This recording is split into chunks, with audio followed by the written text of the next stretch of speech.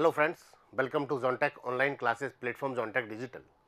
इस वीडियो में हम एसएससी मेंस के लिए सब्जेक्ट स्टार्ट करने वाले हैं। वो सब्जेक्ट है फ्लूइड मैकेनिक्स। फ्लूइड मैकेनिक्स के किस किस तरह से क्वेश्चन पूछे जाते हैं, कैसे कैसे क्वेश्चंस यहाँ पर बनते हैं, किस किस चैप्टर को हम डिस्कस करेंगे for the SSC mains purpose, mains examination के पर्पस में। मैंने कहा कि फ्लूइड मैकेनिक्स को हम अलग अलग पार्ट में हम कैटेगराइज करेंगे। मेरे पास अलग अलग पार्ट होंगे। फ्लूइड मैकेनिक्स की यदि मैं बात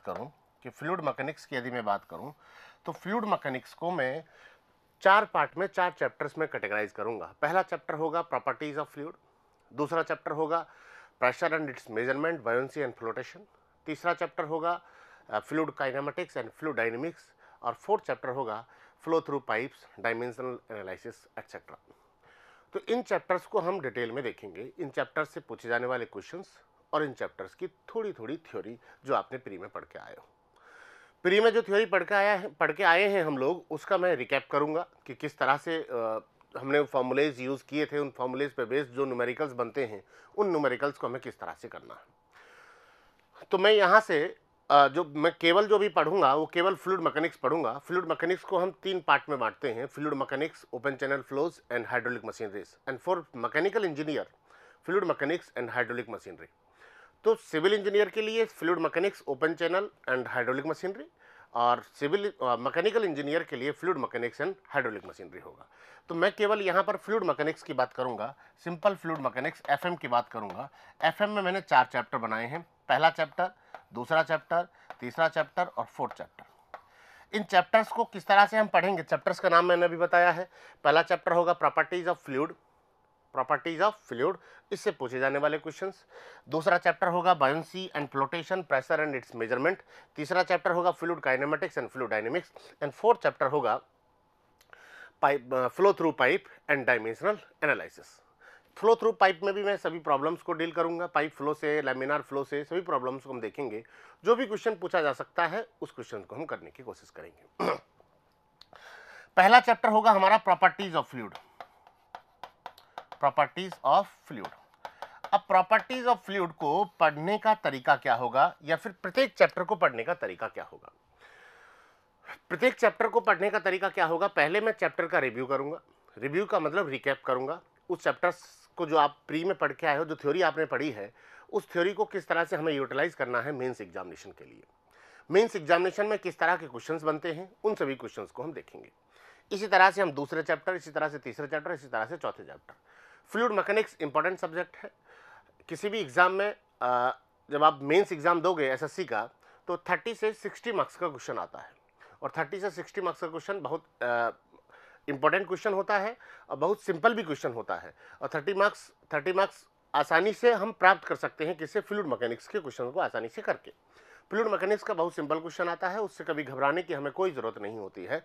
और अगर कोई प्रॉब्लम होती है तो हम कन्वेंशनल क्वेश्चन को इस तरह से सॉल्व करेंगे कि हमें सारे जो कंसेप्ट है एकदम क्रिस्टल क्लियर हो जाए।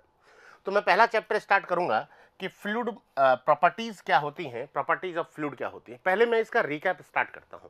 रिकैप का मतलब जो फॉर्मूलेज हैं और जो थ्योरी है, किस किस तरह से कहां से क्वेश्चन बन सकता है। ये बड़ी प्रॉब्लम होती है स्टूडेंट को। स्टूडेंट बोलता है सर थ्योरी तो हमने पढ़ लिया, लेकिन मेंस में किस तरह से लिखें। क्वेश्चन हमें मालूम है इसका आंसर क्या है, लेकिन किस तरह से लिखें हमारे पास एफिशिएंट होगा, और किस तरह से लिखेंगे तो हमारे अच्छे मार्क्स मिलेंगे। प्रॉब्लम क्या होती है, एसएससी का एग्जाम सभी मेंस एग्जामिनेशन से डिफरेंट एग्जाम होता है। एक्चुअली क्या होता है, यहाँ समय बहुत कम होता है और लिखना बहुत ज़्यादा होता है। इसलिए हमें क्वेश्चंस को उतना ही लिखना है जितना एग्जामिनर ने पूछा है। कभी कभी न्यूमेरिकल इतने छोटे पूछ लिए जाते हैं 15 मार्क्स में कि हम सोचते हैं कि सर इतना छोटा लिखेंगे 15 मार्क्स देगा क्या। हमने कहा देगा 15 मार्क्स, लेकिन लिखने का थोड़ा सा तरीका होता है। उस तरीके से हम लिखेंगे तो 15 में से 15 मार्क्स भी मिलेंगे। थ्योरी में 15 में से 15 मार्क्स मिलेंगे जरूरी नहीं है, लेकिन न्यूमेरिकल में एग्जैक्ट 15 में से 15 मार्क्स मिलेंगे। हम देखते हैं पहला चैप्टर में स्टार्ट करता हूं। Chapter first, properties of fluid. क्या है, प्रॉपर्टीज ऑफ फ्लूइड। सभी चैप्टर्स को इसी तरह से देखेंगे। चैप्टर फर्स्ट में हम प्रॉपर्टीज स्टार्ट करते हैं। प्रॉपर्टीज में हम स्टार्ट करते हैं कि डेंसिटी क्या होता है, स्पेसिफिक ग्रेविटी क्या होता है, स्पेसिफिक वॉल्यूम क्या होता है, स्पेसिफिक वेट क्या होता है, कंप्रेसिबिलिटी क्या होता है, विस्कोसिटी क्या होता है। ये सभी प्रॉपर्टीज हैं। सरफेस टेंशन, कैपिलरी इफेक्ट, ये सभी प्रॉपर्टीज हैं। इन प्रॉपर्टीज को हम देखते हैं। तो मेरे पास यहां से क्या पूछ सकता है एग्जामिनर कि भैया डेंसिटी को डिफाइन करो, स्पेसिफिक वॉल्यूम को डिफाइन करो, स्पेसिफिक ग्रेविटी को डिफाइन करो, स्पेसिफिक वेट को डिफाइन करो, कंप्रेसिबिलिटी को डिफाइन करो। कंप्रेसिबिलिटी से मैं अलग से एक क्वेश्चन बनाऊंगा, 20 मार्क्स का, 15 मार्क्स का, जो भी क्वेश्चन पूछा जा सकता है अलग से हम क्वेश्चन बनाएंगे। मैंने कहा ये सभी जो क्वेश्चन हैं ये चारों पूछ लिए इन्होंने 10 मार्क्स में कि आप डेंसिटी को डिफाइन करो, स्पेसिफिक वॉल्यूम को, स्पेसिफिक ग्रेविटी को, स्पेसिफिक वेट को। इनके बारे में डिटेल में हम देखेंगे जब हम क्वेश्चन सेशन में घुस चुके होंगे। अभी हम देख रहे हैं कि कौन कौन से क्वेश्चन बन सकते हैं, कौन कौन से क्वेश्चन बन सकते हैं, किस किस प्रकार के क्वेश्चन बन सकते हैं जिससे हमारा टॉपिक छूटे नहीं। पहला क्वेश्चन हमारा बन सकता है प्रॉपर्टीज को, इनको डिफाइन करो, और डिफाइन करने के बाद हमने पूछ लिया ये 10 मार्क्स का क्वेश्चन है, फॉर एग्जाम्पल ये 10 मार्क्स का क्वेश्चन है, इनको डिफाइन करो, इनके बारे में लिखो। अब इनके बारे में जो लिखेंगे हम, तो हमने कहा कि सर डिफाइन करके छोटा छोटा 2-2 लाइन में लिख देंगे। हमने कहा नहीं बेटा, 2-2 लाइन में लिखने से अच्छा इसके साथ साथ इसका यूनिट और इसके डायमेंशन भी लिख दें, जिससे कि एग्जामिनर के माइंड पर अलग इफेक्ट होगा कि हमें यूनिट डायमेंशन आसानी से आते हैं। तो हमें जब इस तरह का क्वेश्चन पूछा जाए तो उसका डेफिनेशन ही लिख के नहीं छोड़ देना है, उसका यूनिट और डायमेंशन भी लिखना है, आपको यूनिट और डायमेंशन भी लिखना है। दूसरा क्वेश्चन एग्जामिनर कहां से बना सकता है वो आप देखें। दूसरा क्वेश्चन बना सकता है कंप्रेसिबिलिटी से। दूसरा प्रॉब्लम कहां से बन सकता है? कंप्रेसिबिलिटी से बन सकता है। प्रॉपर्टीज ही ये भी प्रॉपर्टीज का ही पार्ट है, लेकिन दूसरा क्वेश्चन यहां से बन सकता है इन फॉर्मूलेज पर बेस्ड न्यूमेरिकल बन सकता है।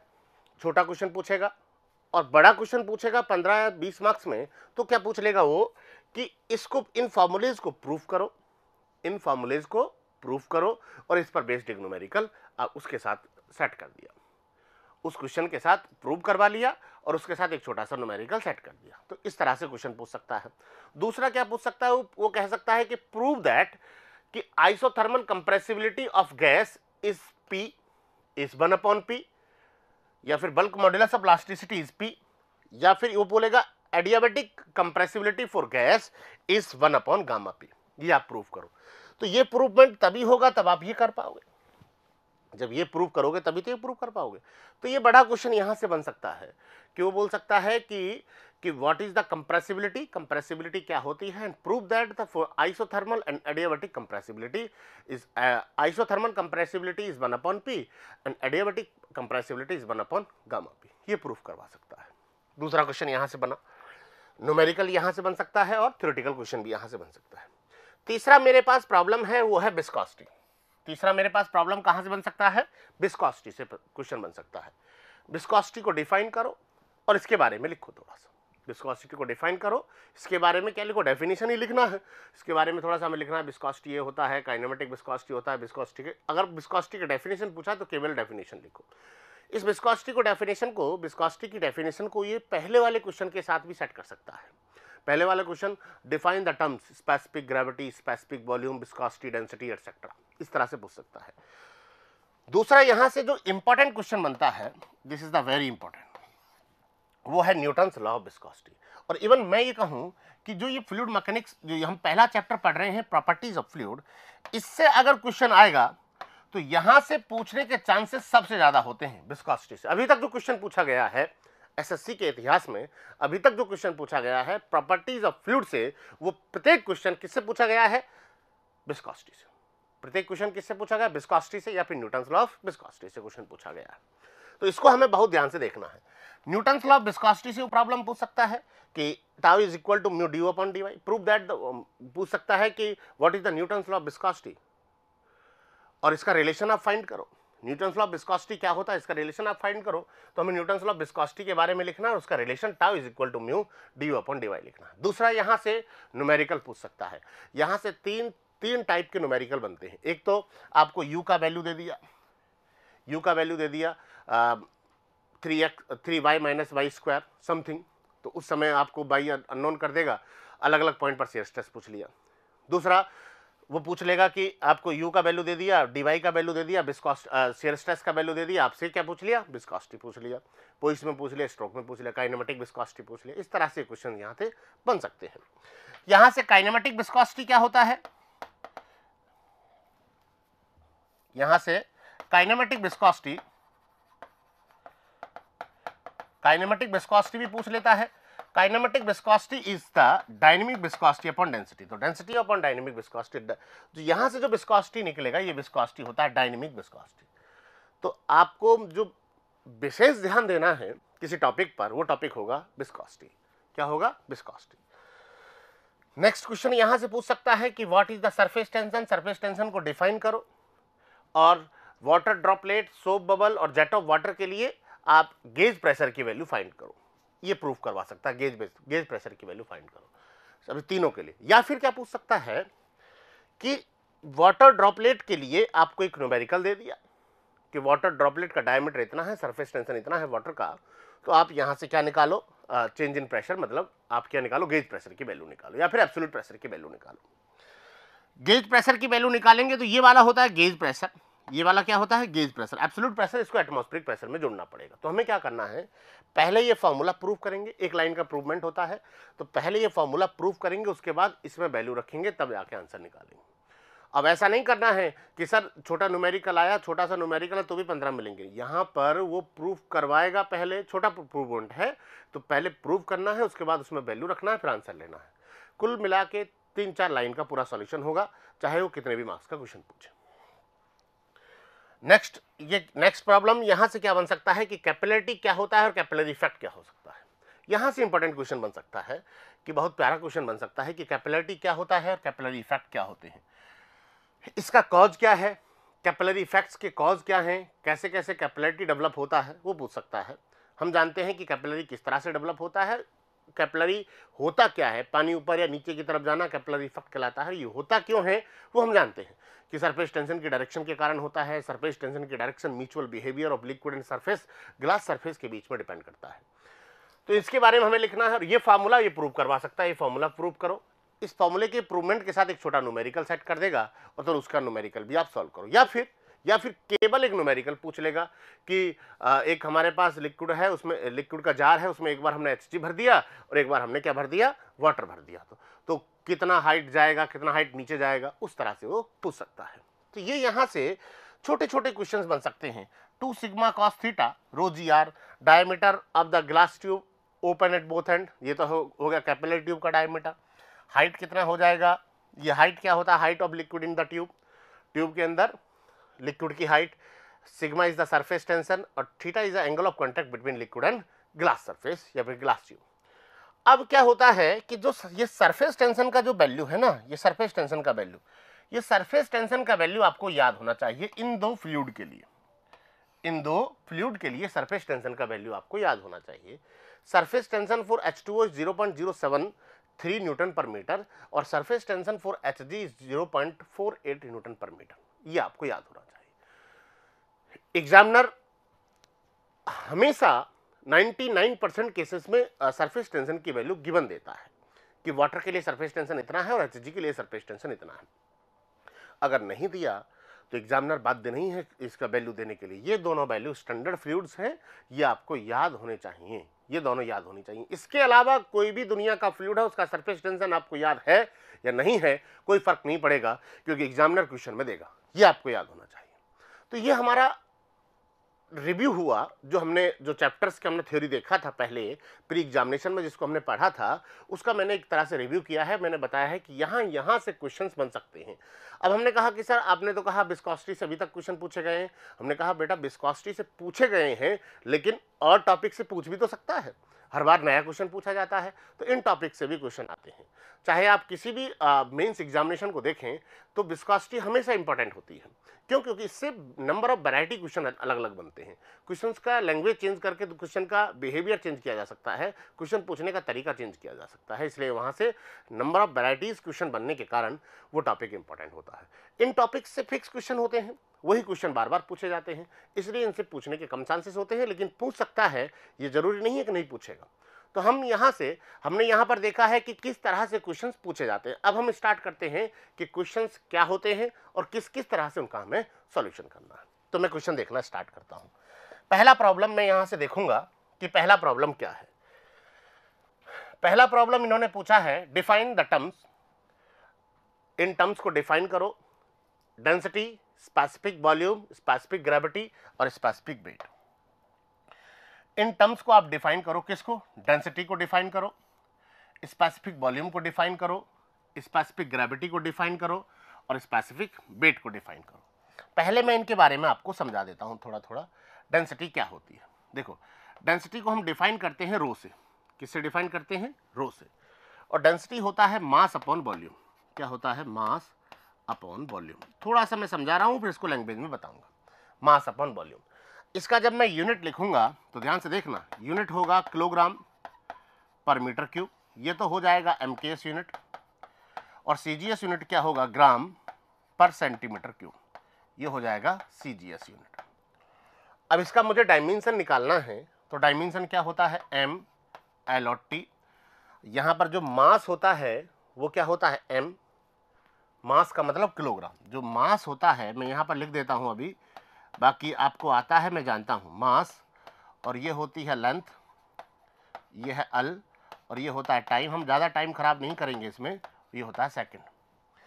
तो मेरे पास मास है, तो यहाँ से मैं डायमेंशन लिखूंगा, तो मास किलोग्राम को क्या लिख दूँ मैं? M, और यहाँ पर L है, इसको लिख दिया मैंने L3, T नहीं है, तो हमारे पास हो गया M1 L-3 T0, इसका डायमेंशन हो गया। तो ये हर क्वेश्चंस को इसका डेफिनेशन लिखना है, डेफिनेशन के बाद इसका डायमेंशन लिखना है और यूनिट लिखनी है। तो ये हमें कम से कम लिखना है। लिखना चाहो तो आपके पास समय है, आपका राइटिंग स्पीड बहुत अच्छी है, तो आप लिख सकते हो कि वाटर का डेंसिटी कितना होता है, Hg का डेंसिटी कितना होता है, ये भी आप लिख सकते हो, कोई समस्या नहीं है। तो ये हो गया हमारे पास किसके लिए? डेंसिटी का। दूसरा मेरे पास क्या हो गया? Specific volume. स्पेसिफिक वॉल्यूम क्या होता है? It is the reciprocal of density. ये डेंसिटी का उल्टा होगा। ये क्या होता है? वॉल्यूम पर यूनिट मास। उसका यूनिट लिखेंगे, उसका डायमेंशन लिखेंगे।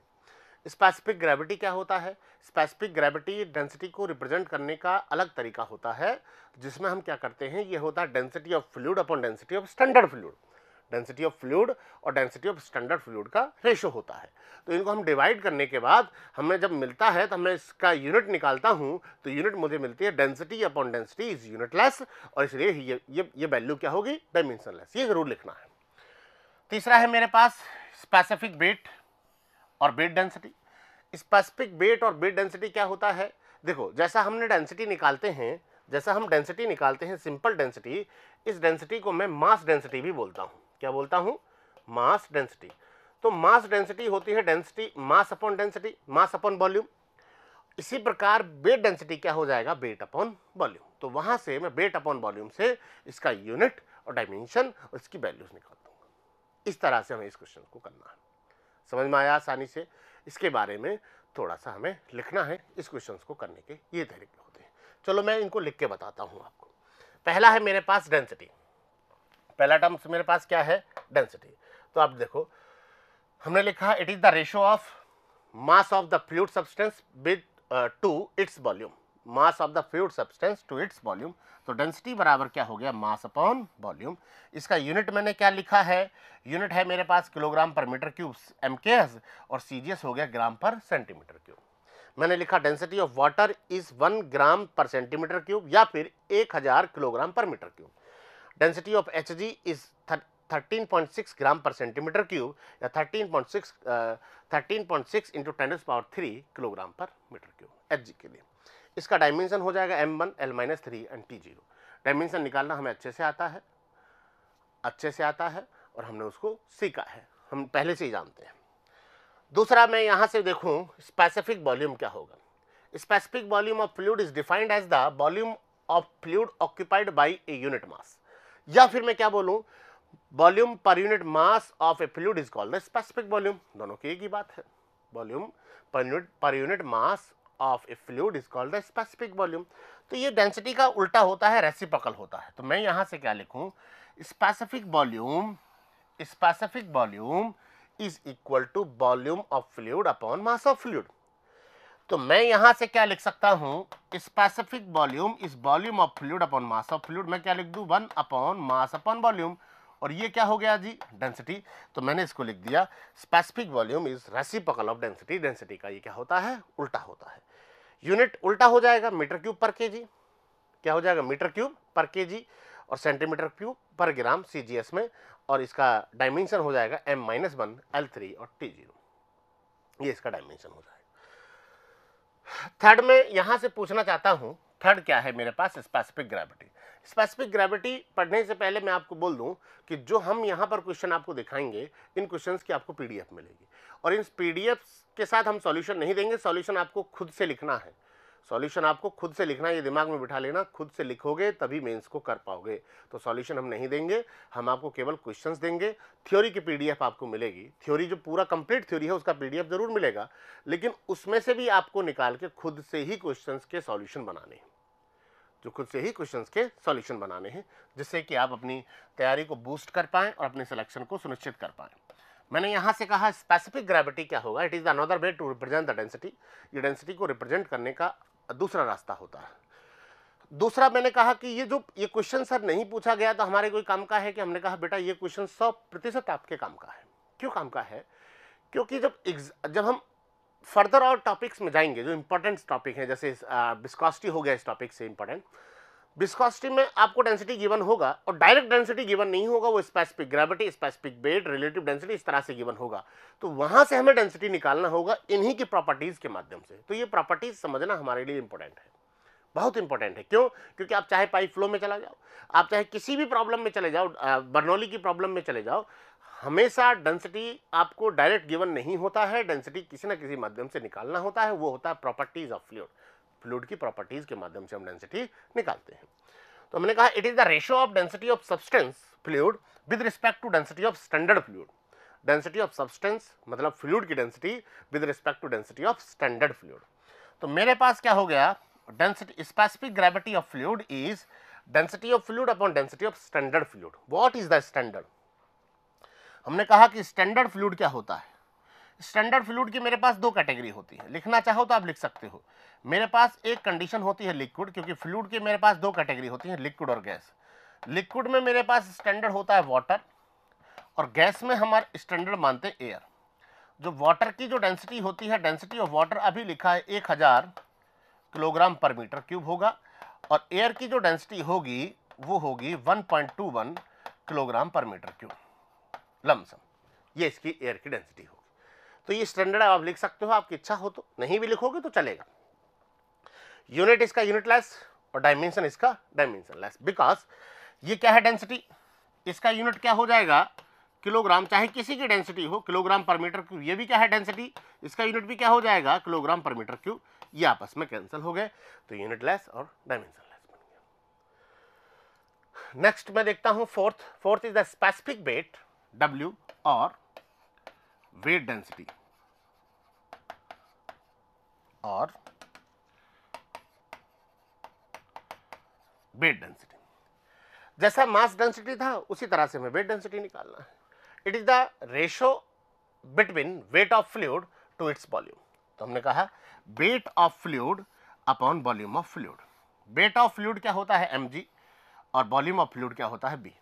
वेट ऑफ फ्लूइड क्या होता है mg और वॉल्यूम ऑफ फ्लूइड क्या होता है b। तो मैं इसको क्या लिख सकता हूं, मास अपॉन वॉल्यूम इंटू जी, और मास अपॉन वॉल्यूम क्या होता है डेंसिटी, तो ये हो गया रो जी। तो मैंने यहां से लिख दिया रो जी। इसका यूनिट क्या हो जाएगा न्यूटन पर मीटर क्यूब। कैसे? देखो वेट ऑफ फ्लूइड का, वेट का यूनिट क्या होता है, वेट का यूनिट क्या होता है न्यूटन, और वॉल्यूम का यूनिट क्या होता है मीटर क्यूब। तो न्यूटन पर मीटर क्यूब इसका यूनिट हो गया, न्यूटन पर मीटर क्यूब इसका यूनिट हो गया। इसका डायमेंशन है m1l-2 t-2। इसको मैं डायमेंशन को आपको बता देता हूँ। देखो ये जो यूनिट है ये है SI यूनिट, और डायमेंशन निकालने के लिए मुझे MKS यूनिट चाहिए। तो SI को मैं कन्वर्ट करूंगा MKS में। कैसे कन्वर्ट करूंगा आप देखिए, न्यूटन पर मीटर क्यूब। तो चूंकि हम जानते हैं फोर्स इज इक्वल टू होता है मास इंटू एक्सेलरेशन, और मास को हम लिखते हैं किलोग्राम, एक्सेलरेशन होता है मीटर पर सेकंड स्क्वायर, ध्यान से समझना, और फोर्स का यूनिट क्या होता है न्यूटन। मतलब न्यूटन को MKS में कन्वर्ट किया हमने kilogram metre per second square से। तो मैं यहां पर क्या लिख दूं, kilogram metre per second square into 1 upon metre cube. ये कैंसिल हो गया मीटर स्क्वायर, तो ये मेरे पास क्या हो किलोग्राम मीटर स्क्वायर और सेकंड स्क्वायर। तो मेरे पास क्या आ जाएगा m1l-2 और t-2। हमारे पास क्या आ गया, डायमेंशन आ गया। तो न्यूटन को हमने कन्वर्ट किया MKS में। चूंकि हम जानते हैं कि डायमेंशन निकालने के लिए SI यूनिट की जरूरत नहीं है, हमें MKS यूनिट की जरूरत है, तो SI को मैंने कन्वर्ट कर लिया किसमें, MKS में। तो आसानी से हमने डायमेंशन निकाल लिया। ये हमारे पास इसका यूनिट है और ये इसकी डायमेंशन है। इस क्वेश्चंस को, ये क्वेश्चन जो हमने दिया है, अगर ये क्वेश्चन आया तो इसको इसी तरह से लिखना है। समझने में आपको भले ही समय लगा हो, लेकिन लिखने में आपको मुश्किल से 10 मिनट भी नहीं लगेंगे। 15 मार्क्स या 10 मार्क्स का क्वेश्चन पूछा जाएगा। ये हमारे पास था पहला क्वेश्चन, मतलब हमने प्रॉपर्टीज को कवर किया है। इस क्वेश्चन को करने के दो हमारे पास कारण थे। पहला कारण ये था कि क्वेश्चन पूछा जाता है तो किस तरह से लिखना है। दूसरा कारण ये है कि इस क्वेश्चन को समझने के बाद हम हर क्वेश्चन की डेंसिटी आसानी से निकाल पाएंगे। हर क्वेश्चन में जो डेंसिटी दी हुई होगी उसको आसानी से निकाल पाएंगे। बगैर इस क्वेश्चन के समझे हम फ्लूइड मैकेनिक्स को आगे नहीं बढ़ सकते हैं। ये फ्लूइड मैकेनिक्स का बेसिक है। ये फ्लूइड मैकेनिक्स का क्या है? बेसिक है, जो हमें इसको समझना बहुत जरूरी है। नेक्स्ट मैं प्रॉब्लम देखना चाहता हूँ। नेक्स्ट प्रॉब्लम क्या है वो हम देखना चाहते हैं। प्रॉब्लम देखिए आप, जैसा हमने बताया था उसी तरह की ये प्रॉब्लम है। प्रॉब्लम है क्वेश्चन नंबर 2। हम देखना चाहते हैं डिफाइन द कंप्रेसिबिलिटी। कंप्रेसिबिलिटी को डिफाइन करो। Prove that compressibility for a perfect gas undergoing isothermal compression is 1/P। Isothermal compression क्या होगा किसके लिए? परफेक्ट गैस के लिए क्या होगा? 1/P। While for a perfect gas undergoing isentropic मतलब adiabatic compression that is 1/NP या फिर 1/P। 1/P एक ही बात है। n को एडियाबैटिक इंडेक्स इन्होंने मान लिया। कंप्रेसिबिलिटी क्या होता है? Define the compressibility and prove that compressibility for isothermal perfect gas के लिए आइसोथर्मल इतना हो और एडियाबैटिक इतना हो। Compressibility is the reciprocal of density. Compressibility density का रेसिप्रोकल होती है, ये हम जानते हैं। कंप्रेसिबिलिटी क्या होता है? कंप्रेसिबिलिटी किसी भी फ्लूइड को कंप्रेस करने की, जो जितना कंप्रेस किया जा सकता है, किसी भी फ्लूइड को जितना कंप्रेस किया जा सकता है वो उस फ्लूइड की कंप्रेसिबिलिटी होती है। कोई भी फ्लूइड जितना कंप्रेस किया जा सकता है वो उस फ्लूइड की क्या होती है? कंप्रेसिबिलिटी होती है, ये हम जानते हैं। ये हमें डेफिनेशन में लिखना है। When a single fluid is however is compressed, that is the compressibility of the fluid। जो कंप्रेस किया वो उसका कंप्रेसिबिलिटी है। जैसा मटेरियल होता है उसका उस स्ट्रेंथ होता है, लोड सहन करने की क्षमता स्ट्रेंथ होती है, ऐसे ही ये कितना कंप्रेस हो सकता है कोई भी फ्लूइड, उसका कंप्रेसिबिलिटी होता है। अब कंप्रेसिबिलिटी ये तो हो गया मेरे पास डेफिनेशन। कंप्रेसिबिलिटी की क्या हो गया? डेफिनेशन। मुझे इसको प्रूव करना है। ये जो प्रूवमेंट पूछा है उसको प्रूव करना है, तो मैं इसको करना स्टार्ट करता हूं। कंप्रेसिबिलिटी क्या होता है? मैंने लिखा है it is the reciprocal of bulk modulus of elasticity, और इसका आपका डेफिनेशन लिखना है।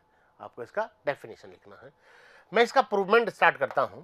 प्रूवमेंट क्या होगा वो आप देखिए। देखो मेरे पास एक पिस्टन सिलेंडर अरेंजमेंट है। पिस्टन सिलेंडर अरेंजमेंट को आप भूल जाइए। आप ये मानो कि एक तो फिक्स डिवाइस है, एक मूवेबल डिवाइस है। इस मूवेबल डिवाइस, ये जो मूवेबल डिवाइस है इसके अंदर ये मूव करेगा, और ये बाहर का जो है ये है फिक्स डिवाइस है। इसमें हमने कहा इसमें जो प्रेशर है वो P लग रहा है, और जो वॉल्यूम कवर कर रखा है वो B है। अंदर इसके भरा हुआ गैस, अंदर इसके क्या भरा हुआ है? गैस भरा हुआ है। जो प्रेशर है वो क्या लग रहा है? P। प्रेशर इस पर क्या लग रहा है? P। और वॉल्यूम जो इसने कवर कर रखा हुआ है B। यहां पर मैंने कहा यह है इनिशियल कंडीशन। अब आपको करना क्या है वो आप ध्यान से देखिए। कंप्रेस करना है इस बॉडी को। क्या करना है? कंप्रेस। इस बॉडी को कंप्रेस करना है तो मुझे यहां से इस डिवाइस को अंदर की तरफ लाना पड़ेगा, तब गैस कंप्रेस होगी, मतलब जो अंदर भरा हुआ वो कंप्रेस होगा। जो वो अंदर भरा हुआ कंप्रेस तब होगा तब यहां से ये अंदर की तरफ आए। अंदर की तरफ कब आएगा? तब इस पर मैं प्रेशर की वैल्यू इंक्रीज करूं। तो मैंने डीपी अमाउंट प्रेशर बढ़ा दिया। डीपी अमाउंट मैंने प्रेशर बढ़ा दिया।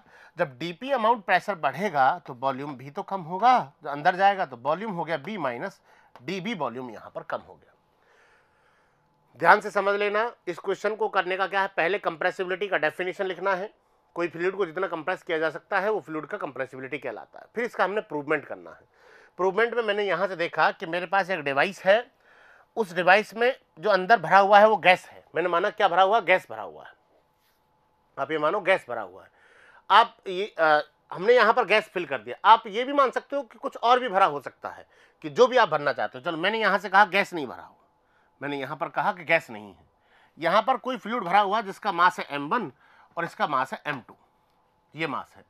और m1 और m2 क्या होगा, बराबर। क्यों बराबर होगा मैं आपको बता दूं, m1 is equal to m2, m1 is equal to m2।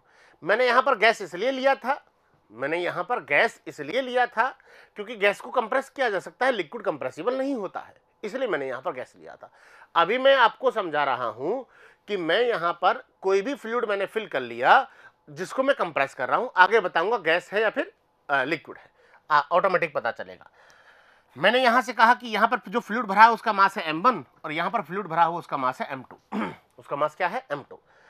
जब मैंने इसको कंप्रेस किया है, प्रेशर को इंक्रीज किया, जब ये कंप्रेस हुआ तो क्या इसके मास पर कोई इफेक्ट हुआ, हमने कहा नहीं हुआ, इसलिए m1 इज इक्वल टू क्या होगा, m2 होगा।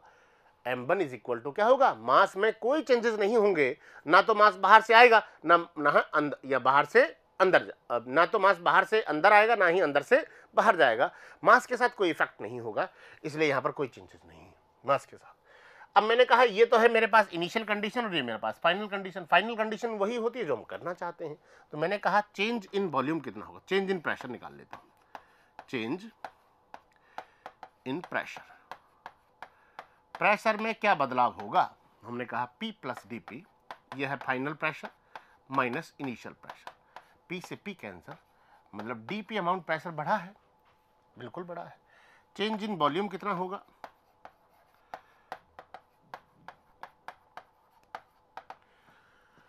फाइनल वॉल्यूम है B minus dB, initial volume है B, तो ये कैंसिल हो गया, ये हो गया माइनस dB, ये हमारे पास होगा change in volume. Negative sign क्या इंडिकेट कर रहा है, नेगेटिव साइन केवल यह बता रहा है कि प्रेशर बढ़ेगा तो वॉल्यूम घटेगा, वॉल्यूम घटेगा। ऐसा नहीं है कि वॉल्यूम ही नेगेटिव हो गया, नहीं, प्रेशर बढ़ रहा है तो वॉल्यूम घट रहा है, ये आपके पास हुआ। तो मैंने यहां से कहा, चूंकि हम जानते हैं what is the volumetric strain, volumetric strain is equal to change in volume upon original volume, change in volume upon original volume या volume, change in volume is what, minus dB, original volume is the B, original volume क्या है, B। तो ये हमारे पास हुआ volumetric strain. चूंकि हम जानते हैं कि bulk modulus of elasticity, bulk modulus of elasticity के बराबर बराबर क्या होगा, change in pressure upon volumetric strain, change in pressure upon volumetric strain. तो के बराबर क्या हो जाएगा के बराबर क्या हो जाएगा, चेंज इन प्रेशर क्या है dP एंड वॉल्यूमेट्रिक स्ट्रेन क्या हो जाएगा, माइनस dV अपॉन B। तो मेरे पास क्या हो गया कि माइनस VdP अपॉन dB, ये मेरे पास हो गया volumetric bulk modulus of elasticity. क्या हो गया, बल्क मॉड्यूलस ऑफ इलास्टिसिटी। चूंकि हम जानते हैं कि जो कंप्रेसिबिलिटी है वो होता है 1 अपॉन के, ये हमने देखा है, तो इसलिए कंप्रेसिबिलिटी क्या हो जाएगा, कंप्रेसिबिलिटी क्या हो जाएगा, 1 अपॉन B, इसको उल्टा कर रहा हूं, dB अपॉन dP, ये मेरे पास आ गया क्या, कंप्रेसिबिलिटी, ये हमारे पास क्या आ गया, कंप्रेसिबिलिटी। मैं इसकी अगर मैं बात करना चाहूं कि compressibility in terms of compressibility, ये मेरे पास आ गया कंप्रेसिबिलिटी, ये मेरे पास आ गया बल्क मॉड्यूलस ऑफ इलास्टिसिटी और ये हो गया मेरे पास कंप्रेसिबिलिटी। इसका जो प्रूवमेंट चल रहा है, जो प्रूवमेंट इन्होंने पूछा है उसमें हमें इतना ही करना है, मतलब यहां तक करना है। मैं पहले इसका प्रूवमेंट बता देता हूं, फिर मैं आपको बताऊंगा, फिर मैं आपको ये समझाऊंगा कि मैंने यहां पर गैस क्यों लिखा था, आपको गैस क्यों लिखना है जब आप प्रूवमेंट करोगे तब, ठीक है। तो पहले मैं पूरा बता देता हूं।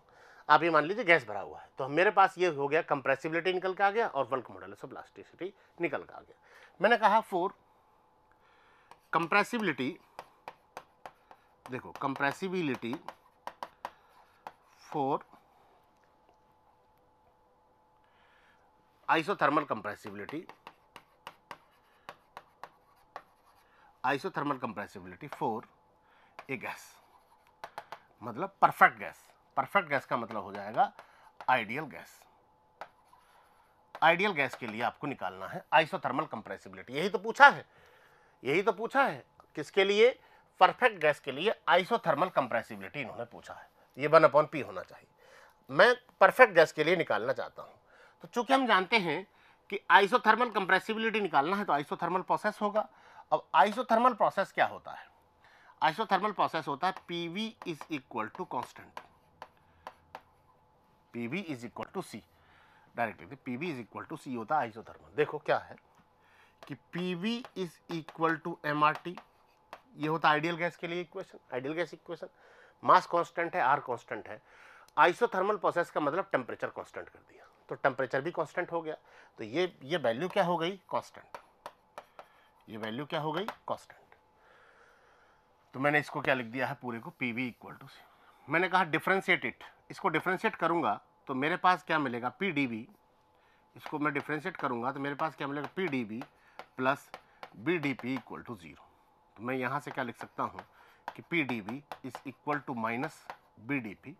तो मैंने यहाँ से क्या लिखा कि भैया P बराबर माइनस BDP अपॉन DB। और ये क्या होता है? K। ये हो गया K। ये क्या हो गया? K। किस प्रोसेस के लिए? ये हो गया मेरे पास K। तो मैं यहाँ से क्या लिख सकता हूँ? K isothermal is equal to P। भाई ये किसके बराबर होगा? P के बराबर। तो आइसोथर्मल प्रोसेस के लिए K बराबर क्या हो गया? P हो गया।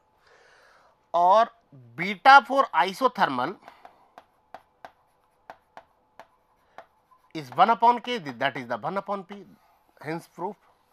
ये हमने प्रूफ कर लिया है कि ये क्या हो गया? आइसोथर्मल प्रोसेस के लिए ये क्या हो गया? P। कौन? Bulk modulus of plasticity. और bulk modulus of plasticity P है तो कंप्रेसिबिलिटी इज 1/P हो जाएगा। इसका उल्टा होता है। तो ये हमारे पास प्रूफ हो गया पहला। दूसरा मैं यहां से प्रूफ करना चाहता हूं, दूसरा कंडीशन मैं यहां से प्रूफ करना चाहता हूं, एडियाबैटिक, दूसरा एडियाबैटिक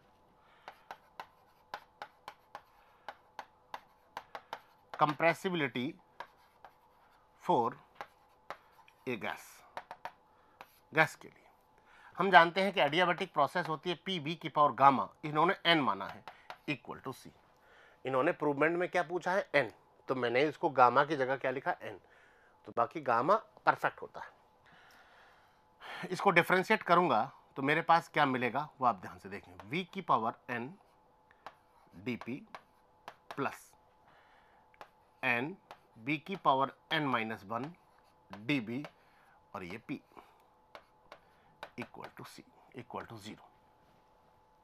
यही मिला। V की power n-1 is common to take, तो मेरे पास क्या मिलेगा? VdP प्लस n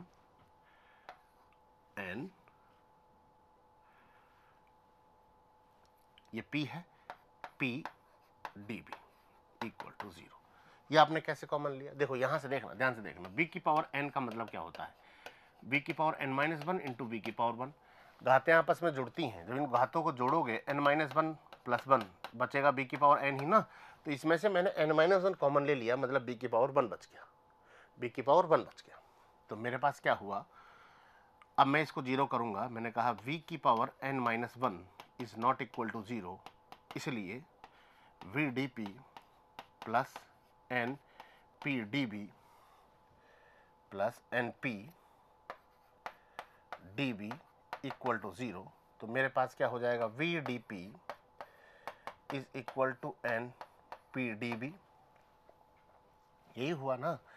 तो मैं यहां से क्या करूं कि माइनस सहित यहां भेज देता हूं। तो VdP और dB, ये माइनस यहां भेज दिया, मेरे पास बचा NP।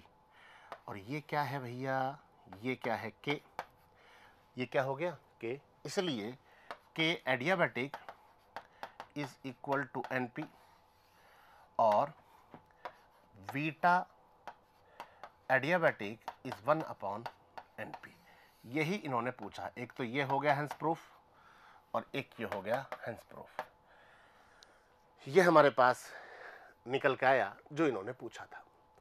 अब मैं आपको बताता हूं कि यहाँ पर मैंने गैस क्यों फिल किया था, उसका कारण क्या था, वो आप ध्यान से देखिए, वो आप ध्यान से देखिए, आपको आना चाहिए। मैंने यहाँ से फॉर्मूले निकाल लिए दो, इन फॉर्मूले में हमें कोई प्रॉब्लम नहीं है, प्रूवमेंट करना है तो इतना ही करना है, अननेसेसरी लंबा नहीं खींचना है। जो पूछा ही नहीं उसको क्यों निकालें हम, उन्होंने पूछा ही नहीं, हमने जो पूछा है वो यहाँ से निकल के आ रहा है। तो मैंने यहाँ से कहा कि इसको मैं यदि इसके बाद में अगर थोड़ा सा स्टेप बढ़ाऊँ, तो चूंकि हम जानते हैं कि डेंसिटी होता है मास अपॉन वॉल्यूम, ध्यान से समझना, और मास हो जाएगा डेंसिटी इंटू वॉल्यूम, ये हो जाएगा। ये अगर ये क्वेश्चन आता है तो ये लिखना नहीं है जो मैं आपको समझा रहा हूँ अभी, ये मैं आपको इसलिए बता रहा हूँ कि आपने स्टार्टिंग में उसके अंदर गैस ही क्यों लिखा, कि जब हमने M1 और M2 लिखा है ना, उसको हमने गैस क्यों लिखा था, उसको मैं बता रहा हूँ। इसको डिफरेंशिएट करेंगे तो dm इज इक्वल टू हो जाएगा रो dv प्लस bdp, ये हो जाएगा। अब dm क्या है, M2 माइनस M1, और मास क्या है, कांस्टेंट, ये हो गया 0, तो रो dv माइनस bdp हो गया भाई, रो dv माइनस bdp हो गया। तो मैं यहाँ रो dv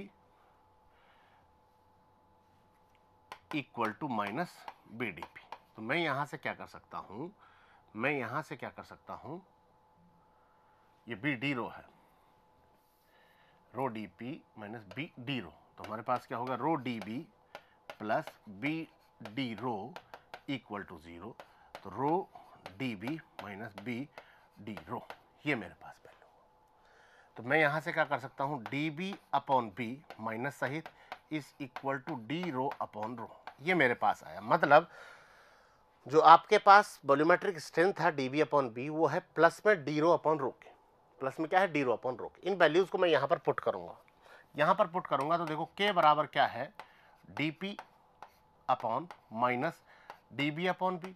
तो मैं इसकी जगह क्या लिख सकता हूँ, इसकी जगह क्या लिख सकता हूँ, ये वाला फॉर्मूला। तो मेरे पास क्या हो जाएगा, डी रो अपॉन रो, तो मेरे पास क्या होगा, k is equal to rho d P upon d rho, d P upon d rho, ये हमारे पास हो गया। सिमिलरली बीटा इक्वल टू क्या हो जाएगा, 1 upon rho D rho upon D P, ये मेरे पास हो गया बीटा। अब देखो, अब यहां से ध्यान से देखना, अगर मैं स्टार्टिंग में गैस नहीं लिखा मैंने और कोई भी फ्लूइड लिख दिया, फ्लूइड है इसके अंदर, उसका मास m है, तो मैं अगर बात करूं लिक्विड के लिए, यहां पर अगर लिक्विड है तो, अगर लिक्विड है तो लिक्विड का डेंसिटी होता है कांस्टेंट, तो ये डी रो मतलब डेंसिटी का चेंज हो जाएगा 0, डेंसिटी का चेंज क्या हो जाएगा 0। जब ये वैल्यू 0 होगी लिक्विड के लिए, तो के बराबर कितना हो जाएगा, इन्फिनिटी, अनंत। चलो के अनंत हो गया, अच्छी बात है। जब ये वैल्यू 0 होगी तो ये क्या हो जाएगा, बीटा बराबर 0, बीटा बराबर 0। और बीटा बराबर 0 का मतलब क्या है, बीटा बराबर 0 का मतलब है कंप्रेसिबिलिटी, कंप्रेसिबिलिटी बराबर 0।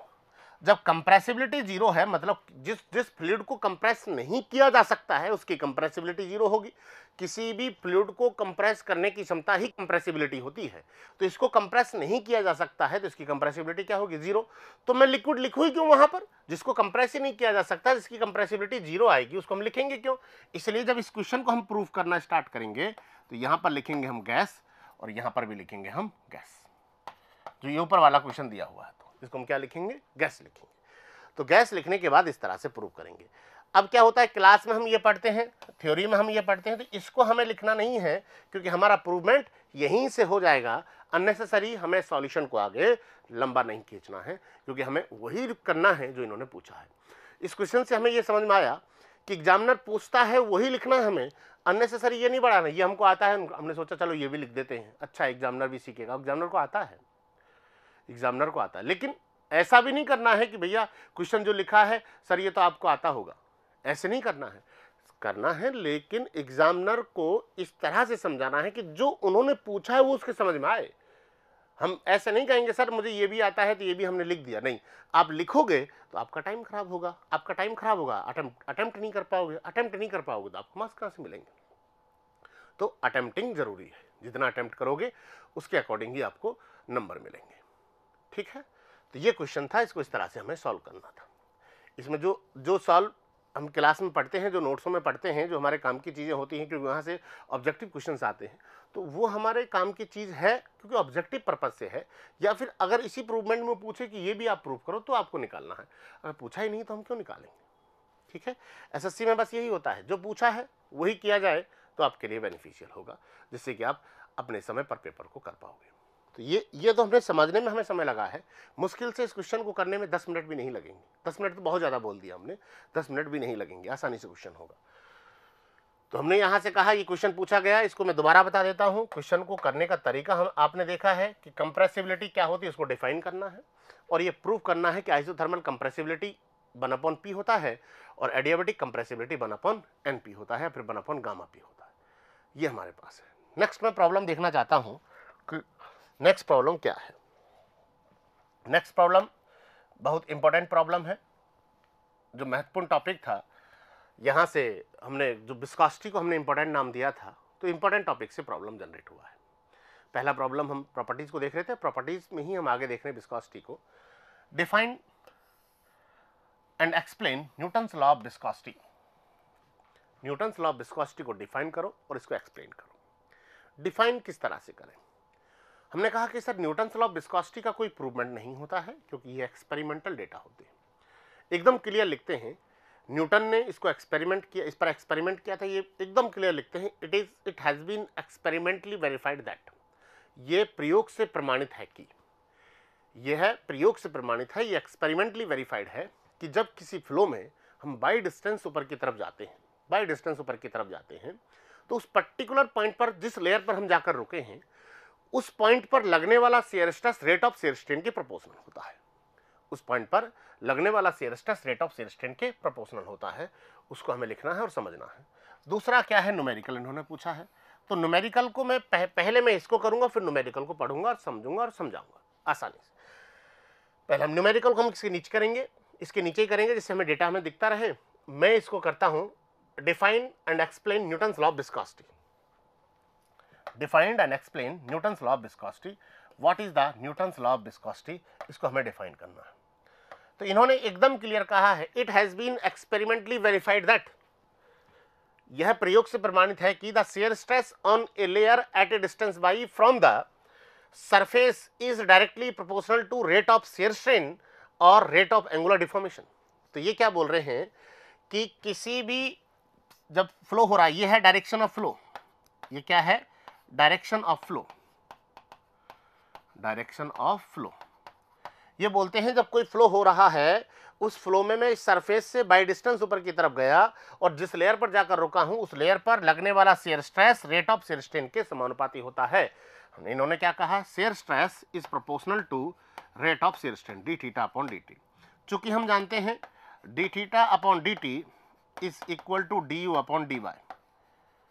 इसका प्रूवमेंट करने की कोई जरूरत नहीं है, आपको डायरेक्ट लिखना है ये, है ना, जब एग्जाम में क्वेश्चन आए तो। चूंकि हम जानते हैं, we know that, exam language में लिखा, we know that D theta upon D T is equal to D you upon D Y. तो हम इसको क्या लिखेंगे, tau is proportional to D you upon D Y.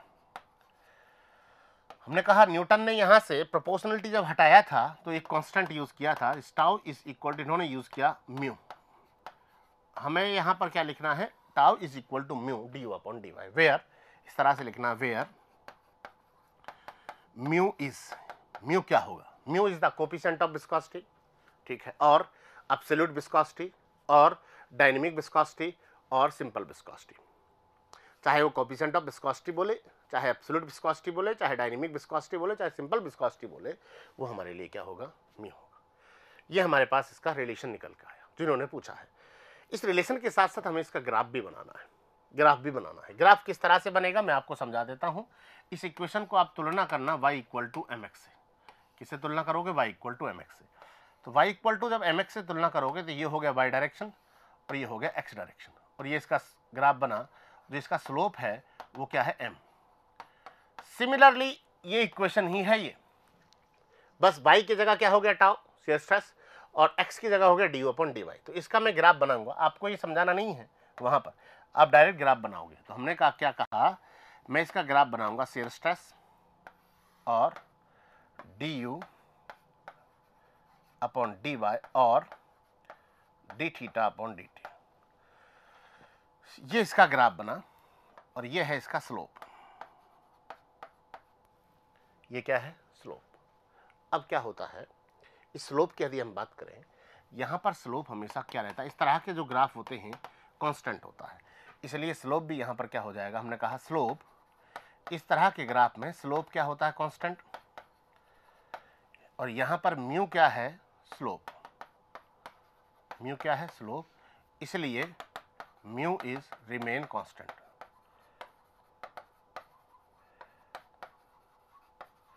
Mu is remain constant. तो इस तरह की ग्राफ में विस्कोसिटी हमेशा कांस्टेंट रहेगी। तो मैं यहां से क्या लिख सकता हूं, यहां पर क्या लिख सकता हूं, वो आपको जो लिखना है वो मैं आपको बता रहा हूं, जरूर लिखना है। मैं यहां पर क्या लिख सकता हूं, यहां से मुझे पता चला है म्यू इज रिमेन कांस्टेंट। तो हमारे पास दो कैटेगरी बनी कि एक तो वे फ्लूइड जो न्यूटन्स लॉ ऑफ विस्कोसिटी को मानते हैं, जिनकी विस्कोसिटी हमेशा कांस्टेंट होती है। दूसरे वे फ्लूइड जो न्यूटन्स लॉ ऑफ विस्कोसिटी को नहीं मानते हैं, उनको हम रियोलॉजी में पढ़ते हैं। तो जिन जिन जो fluid Newton's law of viscosity को मानते हैं, एग्जाम्पल आपको लिखना वाटर, एयर एंड ऑयल, ये जरूर लिखना है। 10 सेकंड 5 सेकंड का काम है, वाटर, एयर एंड ऑयल लिखना है, इस तरह से ग्राफ बनाना है। तो ये आपको जो इन्होंने पूछा है उसका हमने लिखा है। पहला जो पूछा है, पहला इन्होंने पूछा है कि न्यूटन्स लॉ ऑफ विस्कोसिटी क्या होती है, इसको आप डिफाइन करो। हमने कहा न्यूटन्स लॉ ऑफ विस्कोसिटी ये होती है। इसको न्यूटन ने एक्सपेरिमेंट किया, उन्होंने कहा यह एक्सपेरिमेंट से प्रमाणित है कि, प्रयोग से प्रमाणित है कि किसी भी फ्लो में बाई डिस्टेंस में ऊपर की तरफ जाता हूं सरफेस से, और जिस पर्टिकुलर लेयर पर जाकर रुकूंगा उस पर्टिकुलर लेयर पर लगने वाला shear stress rate of shear strain के प्रोपोर्शनल होगा। चूंकि हम जानते हैं rate of shear strain D upon D Y के बराबर होती है, इसलिए हमने ये फॉर्मूला लिखा है डी अपॉन डी वाई। ये फॉर्मूला बहुत इंपॉर्टेंट है, बार बार काम आएगा। अभी ये पर्टिकुलर यही क्वेश्चन बार बार पूछा जाता है। ये हो गया हमारे पास। अब मैं इससे बेस जो न्यूमेरिकल इन्होंने पूछा है उसको मैं देखता हूं। देखो क्या है, ये बोलते हैं a flat plate of area is 1.5 into 10⁻⁻6 mm square, मतलब 1.5 metre square, is pulled with a speed of, speed का मतलब इन्होंने क्या दिया है, यू, वेलोसिटी कितना दिया है, 0.4 metre per second, speed 0.4 metre per second, relative to another plate located at distance of 0.15, distance मतलब h इन्होंने दिया है 0.15 mm, क्या दिया, 0.15 mm from it, find the force and power required to maintain this speed if the fluid is separated, then having the viscosity is 1 poise. 1 poise क्या होती है, 1/10 Newton per metre square into second. अब यहां से हम करेंगे numerical. Numerical करते वक्त आपको ध्यान रखना है कि यूनिट आप स्टार्टिंग में ही कन्वर्ट कर लें। मैंने सारी यूनिट एमकेएस कर लिया, एसआई में हो तो चलेगा, कोई प्रॉब्लम नहीं है, एमकेएस एसआई में हमारे लिए कोई अंतर नहीं है। तो ये सारी यूनिट एमकेएस में कन्वर्ट कर लें, जिससे कि आंसर भी हमारा एमकेएस में आए। सीजीएस में पूछा तो उसको लास्ट में सीजीएस में कन्वर्ट कर देंगे, क्योंकि यूनिट में गड़बड़ी नहीं होनी चाहिए। पता चले आपने सेंटीमीटर से मीटर डिवाइड कर दिया है, जो पॉसिबल नहीं है। अब उन्होंने क्या पूछा है, यहां से फोर्स पूछा है और पावर पूछा है, फोर्स पूछा है और पावर पूछा है। फोर्स और पावर आसानी से निकाल लेंगे। देखो, इस क्वेश्चन को करने के लिए पहले मैं इसकी प्लानिंग करता हूं, जिससे कि हम जो पूछे वही निकालें, अननेसेसरी कोई चीजें नहीं निकालें। इन्होंने पूछा क्या है, पावर। देखो, पावर होता है फोर्स इंटू वेलोसिटी, यही होता है, पावर बराबर फोर्स इंटू वेलोसिटी। अब हमने कहा वेलोसिटी मेरे पास है, फोर्स हमें निकालना, फोर्स क्या होगा, शेयर स्ट्रेस इंटू एरिया। हमने कहा एरिया मेरे पास दिया है, शेयर स्ट्रेस हमें निकालना है, तो शेयर स्ट्रेस क्या हो जाएगा, mu D you upon D y, ये हमारे पास फॉर्मूला होता है, और म्यू यू अपॉन एच। ध्यान से समझना, यू अपॉन एच क्या होता है, हमने कहा ये यही फॉर्मूला है, लेकिन लीनियराइजेशन के लिए यूज करते हैं। जब डिस्टेंस, जो प्लेट्स की बीच की जो डिस्टेंस है वो बहुत कम होती है, बहुत कम होती है, मतलब यहाँ पर डिस्टेंस देखो 0.15 mm दिया, मतलब mm में होती है, तो हमें linearisation of Newton's law of viscosity use करना है, मतलब यू अपॉन एच यूज करना है। आप ये फॉर्मूला यूज नहीं करोगे, ये फॉर्मूला यूज करोगे तो एग्जामिनर पर गलत इफेक्ट पड़ेगा। आपको दिखाना है कि हमें लीनियराइजेशन भी आता है। मतलब सरफेस के पास जब हम होते हैं, सरफेस के पास होते हैं, तो प्रोफाइल हमें लीनियर जैसी दिखती है तो हम वहाँ पर पैराबोलिक प्रोफाइल वाला फॉर्मूला यूज़ नहीं कर पाएंगे, तो इसलिए मैंने लीनियर वाला फॉर्मूला यूज़ करूँगा। तो यहाँ से मैं क्या निकालूंगा, शियर स्ट्रेस, उसकी वैल्यू मैं यहाँ पर रखूँगा तो मुझे क्या मिलेगा, फोर्स, और फोर्स की वैल्यू मैं यहाँ पर रखूँगा तो मुझे क्या मिलेगा, पावर। तो मुझे जो निकालना है उसका हमें स्टेप पता चल गया है। तो हमें क्वेश्चन को करने से पहले थोड़ा उसके बारे में 1 मिनट देना है, जिससे कि हम आसानी से क्वेश्चन को कर पाएँ। प्रॉब्लम क्या होती है, हम जब न्यूमेरिकल करने लगते हैं, ये तो छोटा न्यूमेरिकल है, बड़े न्यूमेरिकल होंगे, जो न्यूमेरिकल करने लगते हैं तो हम फटाक से बगैर सोचे समझे कुछ करने लग जाते हैं उसके साथ। जब बगैर सोचे समझे करने लगेंगे तो जो नहीं निकालना है वो भी हम निकाल के बैठ जाएंगे, फिर हम बोलेंगे तो हमें निकालना ही नहीं था, फिर हम उसको काटेंगे तो अगले पेज में जाएंगे, कॉपी दूसरी थोड़ी मिलेगी, कॉपी तो भर गई आपकी काट के। और कटा हुआ कॉपी एग्जामिनर के दिमाग पर गलत इफेक्ट डालता है, तो आपको मार्क्स भी उसी हिसाब से मिलेंगे। इसलिए एक बार प्लानिंग करना है रफ में, फिर उसके बाद लिखना है। तो हमने प्लानिंग किया, मुझे पहले शियर स्ट्रेस निकालना है। We use the linearisation of Newton's law of viscosity mu u upon h because gap is in mm, is very small gap. ये हो गया 1/10 into u is what, u है 0.4 और h is 0.15 mm is 10⁻³ 0.15 mm मतलब 0.15 into 10⁻³ metre. इसको आप calculate करो, calculate करने पर क्या आएगा वो हम देखते हैं। इसको मैंने कैलकुलेट किया 0.4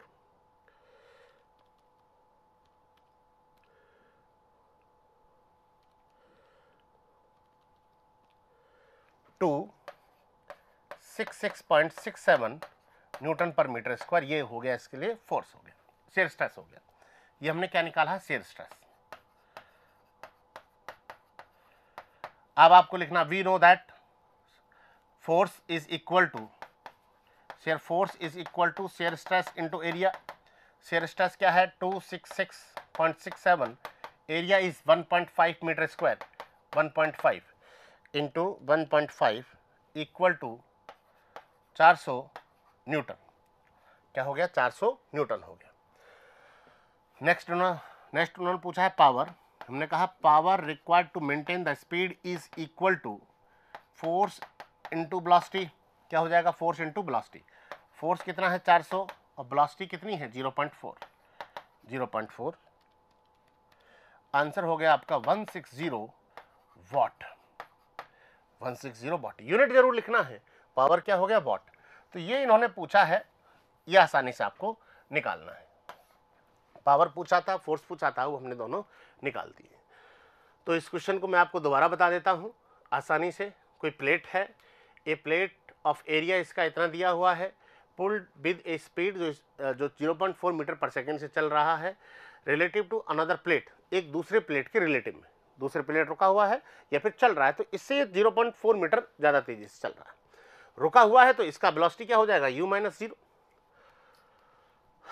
located at the distance 0.15 mm from it. और इन दोनों प्लेट्स के बीच की दूरी कितनी है, 0.15। डिस्टेंस बहुत कम है, इसलिए मैंने linearisation of Newton's law of viscosity use किया है, ध्यान से समझ लेना। Find the force and power to required to maintain the speed. इस स्पीड को लगातार बनाए रखने के लिए फोर्स और पावर कितने होंगे, और जब इसको जो फ्लूइड इसको अलग कर रहा है उसकी विस्कोसिटी 1 पोइस है। तो हमने क्या कहा है, इसका जो दिया हुआ है वो वैल्यूज लिखे हैं, उसके बारे में थोड़ा सा सोचा था, जिससे कि हम इस क्वेश्चन को एक लाइन में आसानी से खत्म कर पाए। तो ये हमारे पास है, force is equal to shear stress into area और power is equal to force into velocity. ये आसानी से हम निकाल सकते हैं। ये हमारे पास प्रॉब्लम थी, इसको देखा था। ये प्रॉब्लम 20 मार्क्स की, 15 मार्क्स की आसानी से पूछी जा सकती है, और पूछी गई है, लगातार पूछी जाती है। इस तरह से प्रॉब्लम पूछ सकता है। अब ये क्वेश्चन को चेंज कर सकता है, यहाँ से अब इस क्वेश्चन को चेंज कर सकता है। थ्योरी कभी चेंज नहीं होती है, ध्यान से समझ लेना। थ्योरी से क्वेश्चन पूछेगा तो वो यही आएगा। अब इस क्वेश्चन के अलग अलग टाइप हो सकते हैं, वो टाइप हमें देखना है। ये तो हो गया पहला टाइप। अब हम देखते हैं दूसरा टाइप क्या होगा। Next type of Newton's law of viscosity से पूछे जाने वाले क्वेश्चंस का नेक्स्ट टाइप क्या होगा, वो आप ध्यान से समझिए। क्वेश्चन नंबर 4 में मैं देखता हूं, the space between two square flat parallel plate is filled with oil. उनके बीच का स्पेस किससे भरा हुआ है, ऑयल से फिल है। Each side of plate is 60 centimetre. इस प्लेट की प्रत्येक साइड क्या है, 60 सेंटीमीटर है। The thickness of the oil film is 12.5 mm।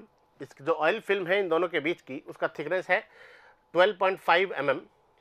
The upper plate which move at 2.5 per meter per second required to force is 9.8 Newton to maintain the speed determined। मतलब अब इन्होंने क्या कर दिया है, जो फोर्स चाहिए था, जो हमसे पूछा था, वो फोर्स दे दिया है। Determine the dynamic viscosity of oil in poise. Oil की डायनेमिक विस्कोसिटी निकालो पोइस में। The kinematic viscosity of oil in stroke if specific gravity of oil is 0.95। ये आपको दिया है। क्वेश्चन को ध्यान से देखें, आया हुआ क्वेश्चन हम बता रहे हैं, ये क्वेश्चन पूछा गया है 15 मार्क्स का। ये बोल रहे हैं the space between the square plate है, 2 स्क्वायर प्लेट है। ये प्लेट एक हो गई और एक ये दूसरी प्लेट हो गई। ध्यान से समझते रहना। यह है 60 सेंटीमीटर, यह है 60 सेंटीमीटर, यह है 60 सेंटीमीटर, यह है 60 centimetre. 60 centimetre. The thickness of the oil film is, जो ऑयल फिल्म है जिनके बीच में भरा हुआ है, उसका थिकनेस है 12.5 mm। देखो ये 12.5 mm है, 1 mm से ज़्यादा है, इसलिए हम Newton's law of viscosity use करेंगे। ठीक है, 12.5 mm। The upper plate which is move 2.5 metre per second. जो ऊपर वाली प्लेट है, ये वाली प्लेट, ये चल रही है 2.5 मीटर पर सेकेंड की रेट से। रिक्वायर्ड ए फोर्स इज, यहां पर जो फोर्स लग रहा है, जो फोर्स है वो है 98.1 न्यूटन। फोर्स कितना है, 98.1 Newton. Determine the dynamic viscosity. तो पहले आपको डायनेमिक विस्कोसिटी निकालना है, फिर आप इसकी वैल्यू निकालोगे। तो हमने कहा ये आपको डेटा दिया हुआ है, डेटा को मैं एक बार फॉर्मेट में लिख लेता हूं कि U कितना दिया है, 2.5 मीटर पर सेकेंड, और F कितना दिया है, 98.1 न्यूटन, और dy कितना दिया है, dy दिया है 12.5 mm या फिर 12.5 इंटू 10⁻³ मीटर। एरिया प्लेट का कितना हो जाएगा, इस 0.6 इंटू 0.6, 0.6 इंटू 0.6, 0.36 मीटर स्क्वायर। आसानी से हम इसको कर सकते हैं। ये मेरे पास दिया हुआ एरिया। हमें निकालना है विस्कोसिटी। हमें क्या निकालना है, विस्कोसिटी। चलो इसके बारे में सोचते हैं थोड़ा सा, क्या निकालना है विस्कोसिटी। मैंने कहा चूंकि हम जानते हैं सर फोर्स बराबर होता है शेयर स्ट्रेस इनटू एरिया। अब मेरे पास फोर्स है, एरिया है, और शेयर स्ट्रेस हमें निकालना है। Tau is equal to mu du upon dy, क्योंकि हमने ये फॉर्मूला इसलिए लिखा है क्योंकि इसी में विस्कोसिटी आता है। ये मेरे पास है, एरिया मेरे पास है, du मेरे पास है, dy मेरे पास है। आसानी से मैं क्या निकाल लूंगा, विस्कोसिटी निकाल लूंगा।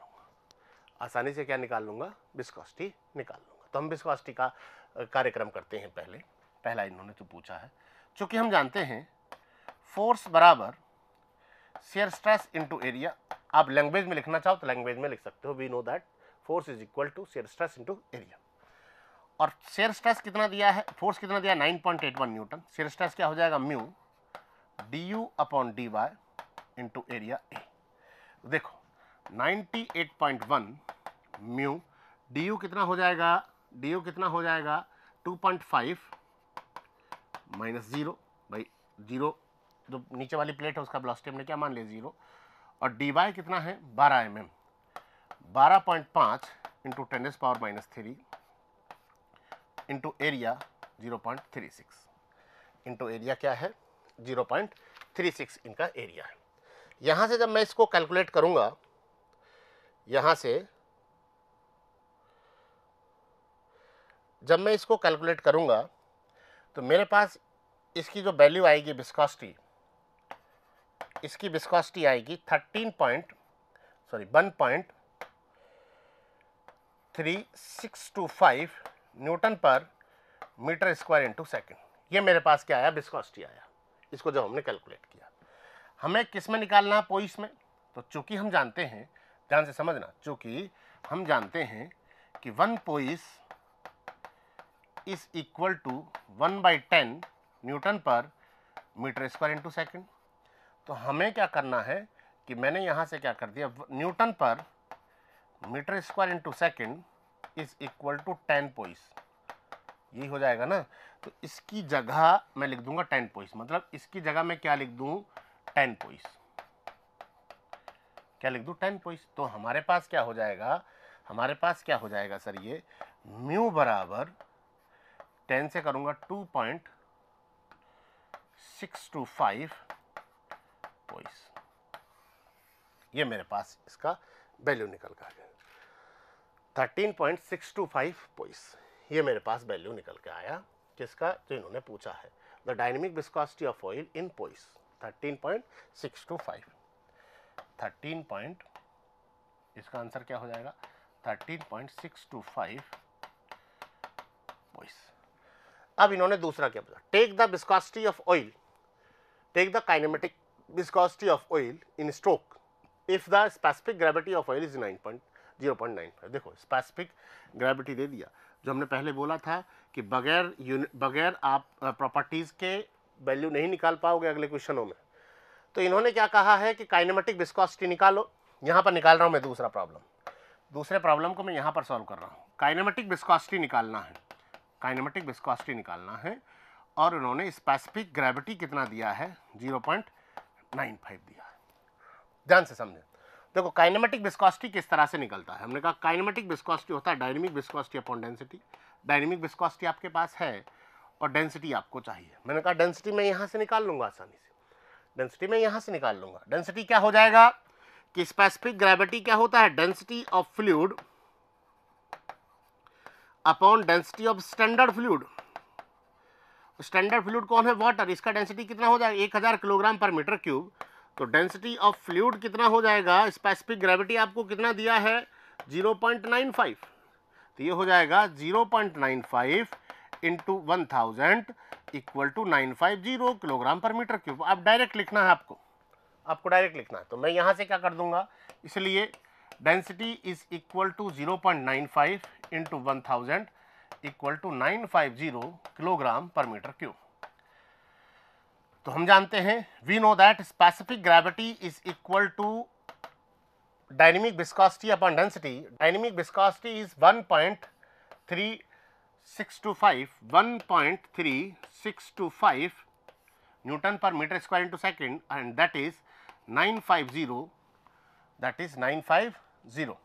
तो मेरे पास इसका वैल्यू कितना हो जाएगा 1.326625 अपॉन 950, इसका वैल्यू मेरे पास आया है 1.4342 इंटू 10⁻³ मीटर स्क्वायर पर सेकेंड। अब मैं इसको क्या लिख दूं, मैं इसको क्या, स्ट्रोक में पूछा है उन्होंने, मैं इसको क्या लिख दूं 14.34 इंटू 10⁻⁻⁴ इंटू 10⁻⁻⁴ मीटर स्क्वायर पर सेकेंड। चूंकि हम जानते हैं 10⁻⁻⁴ मीटर स्क्वायर पर सेकेंड होता है स्ट्रोक। क्या होता है, स्ट्रोक।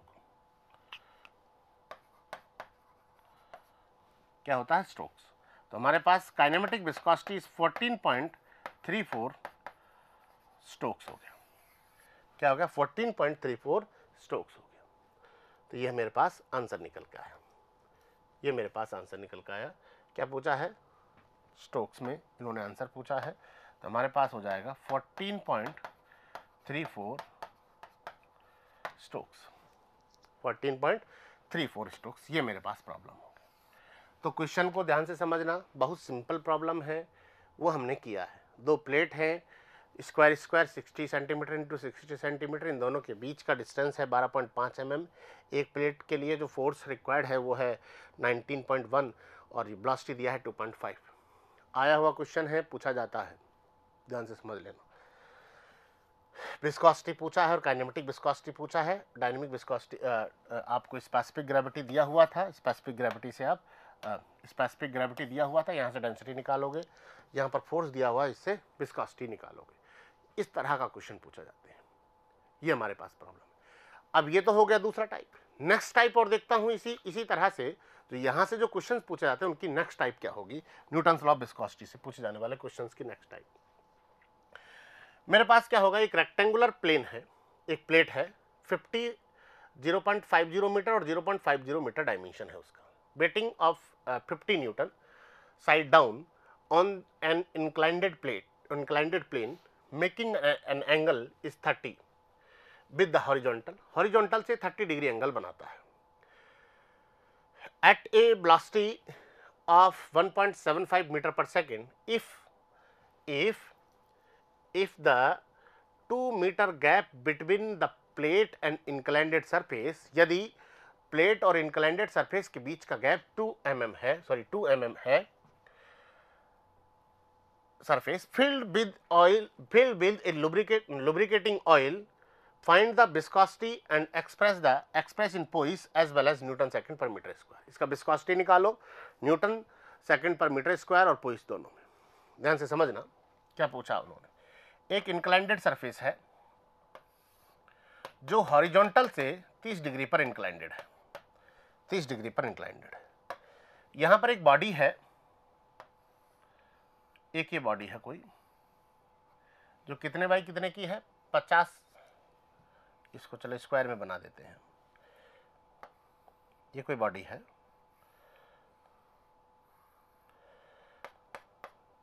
यह है 50, 0.50 मीटर और 0.50 मीटर, ये है। और इसके जो बीच का जो गैप है, ये वाला गैप जो फिल किया हुआ है लुब्रिकेटिंग ऑयल से, ये जो गैप है, ये गैप है 2 mm, मतलब 2 × 10⁻³ मीटर, 2 mm का गैप है। द वेलोसिटी इज, देखो वेलोसिटी कितना है, 1.75 metre per second, 1.75 metre per second इसकी वेलोसिटी है, गैप इसका 2 मीटर, 2 mm है। और इन्होंने पूछा है विस्कोसिटी हमें निकालना है, विस्कोसिटी हमें निकालना, इसका वेट है वो है 500, कितना है 500। अब ध्यान से समझना, ये इसका वेट है W, ठीक है।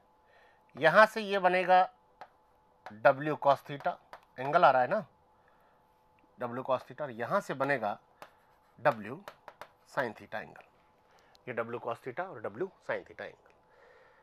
अब इसको यहीं पर सस्टेन करने के लिए ड्रैग फोर्स लगेगा, ये वेलोसिटी चल रहा है, इसको मेंटेन करने के लिए ड्रैग फोर्स लगेगा, तो इसका ड्रैग फोर्स इसके अपोजिट लग रहा होगा, ड्रैग फोर्स इसके अपोजिट लग रहा होगा। मैं क्या कहूँ यहाँ से, W sin theta equal to F drag, drag force मतलब फोर्स लग रहा होगा जो मेंटेन, जैसे हम बार बार निकाल रहे हैं, force maintain to achieve, force required the force to maintain that speed, speed को मेंटेन करने के लिए जो फोर्स लग रहा है वो क्या लग रहा है, F लग रहा है, जैसे हम निकाल लेते हैं F equal to tau that back, इस तरह से ही टाउ इनटू एरिया। तो हमारे पास क्या हो गया, W sin थीटा, इन्होंने विस्कोसिटी पूछा है, वही क्वेश्चन है, बस इंक्लाइंडेड प्लेट है। W sin theta F drag is equal to shear force into area, shear force into area. तो मैं यहां से क्या कर दूं, W sin थीटा, लैंग्वेज आप लिख लेना कि हम जानते हैं कि जब ये इंक्लाइंडेड प्लेट है तो इसके साथ W sin थीटा कंपोनेंट बनेगा, W sin थीटा के लिए जो फोर्स लग रहा होगा, जो इसको मेंटेन, स्पीड को मेंटेन करने के लिए, वो लग रहा है F drag share force into area. यहीं से हम विस्कोसिटी निकालेंगे, तो mu du upon dy, du upon dy, इसको मैं लिख दे रहा हूं u upon h, because gap is in very small, mm में बहुत स्मॉल गैप है। एरिया क्या हो जाएगा, एरिया इंटू एरिया, एरिया में निकाल लेता हूं प्लेट का, प्लेट का एरिया आपको दिया है 0.5 into 0.5 is 0.25 metre square, 0.5 into 0.5 0.25 metre square, ये आपके पास एरिया हो गया। अब आपको यहां से निकालना है विस्कोसिटी, ध्यान से समझ लेना, फॉर्मूला एकदम सही है, विस्कोसिटी निकालना है। W कितना है 500 sin 30 इक्वल टू म्यू, आपको निकालना है। वेलोसिटी कितना है 1.75 75 माइनस 0, h कितना है 2 mm, 2 इंटू 10⁻³ एरिया कितना है 0.25, एरिया कितना है 0.25। यहाँ से विस्कोसिटी बराबर कितना आ जाएगा 500 sin 30, 2 इंटू 10⁻³ अपॉन 0.25 इंटू 1.75। इसको जब हम कैलकुलेट करेंगे, इसको जब हम कैलकुलेट करेंगे तो हमारे पास क्या आंसर आएगा। इसको कैलकुलेट करेंगे तो मेरे पास कैलकुलेशन के बाद आया 1.143 newton per metre square into second. ये मेरे पास आया इसका कैलकुलेट करने के बाद आंसर। इसको जब हम कैलकुलेट करेंगे 1.143 newton per metre square into second, तो म्यू बराबर कितना हो जाएगा 1.143 newton per metre square into second, या फिर क्या हो जाएगा 11.43, या फिर क्या हो जाएगा 11.43 into 10 Newton per metre square into second. और ये क्या है पोइस, अभी निकाला है, ये क्या है पोइस। तो मेरे पास क्या हो जाएगा म्यू बराबर 1.143 newton per metre square into second equal to 11.43 poise. Question ये आसानी से पूछा जा सकता है, यहाँ से क्वेश्चन आसानी से पूछा जा सकता है। इसको करने का ये तरीका है, करने का तरीका है उसको मैं आपको दोबारा बता देता हूँ।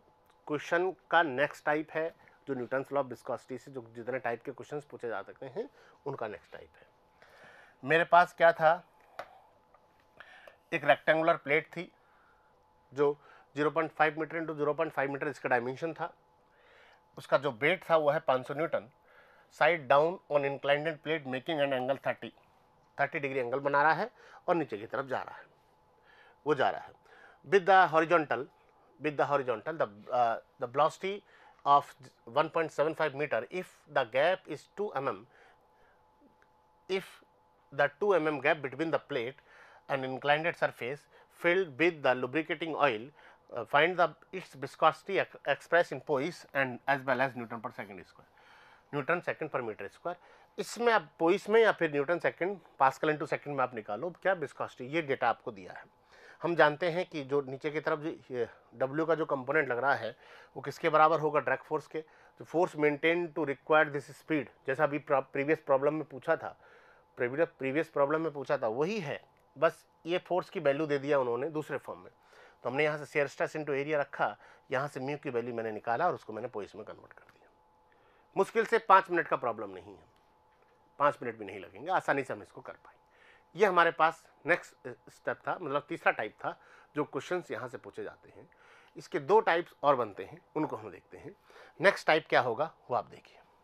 नेक्स्ट टाइप क्या होगा, क्वेश्चन नंबर 6 में मैं नेक्स्ट टाइप देख रहा हूँ। न्यूटन्स लॉ ऑफ विस्कोसिटी के सभी टाइप्स के क्वेश्चन हम कर लेंगे यहाँ से। अगर इन क्वेश्चंस की आप प्रैक्टिस करते हो तो कोई भी क्वेश्चन ऐसा नहीं है जो आपसे नहीं हो, ऐसा कोई क्वेश्चन नहीं बचेगा। If the equation of velocity profile over a plate is u equal to 2 by y की power 2/3, in which u is the velocity in meter per second at a distance by meter above the plate, determine the shear stress at y equal to 0 and y equal to 0.075 meter, मतलब 75 centimetre, given the mu is that value, mu इतना दिया हुआ है। ध्यान से समझना question क्या है। नेक्स्ट टाइप है, जो गिवन डेटा है वो कितना है, u दिया है 2y 2/3 और म्यू की जो वैल्यू दिया है viscosity 0.835 newton per metre square into second. इन्होंने पूछा है शेयर स्ट्रेस की value at y equal to 0 पर कितना होगा। दूसरा इन्होंने पूछा है शेयर स्ट्रेस का value at y equal to 0.075 metre पर कितना होगा, 0.075 मीटर पर कितना होगा, ये इन्होंने पूछा। अब हमने कहा कि सर मेरे पास u दिया है केवल, तो हम इसको किस तरह से सॉल्व करें। देखो सॉल्यूशन देखना भैया ध्यान से। नेक्स्ट टाइप है टाउ इज इक्वल टू होता है mu D you upon D Y.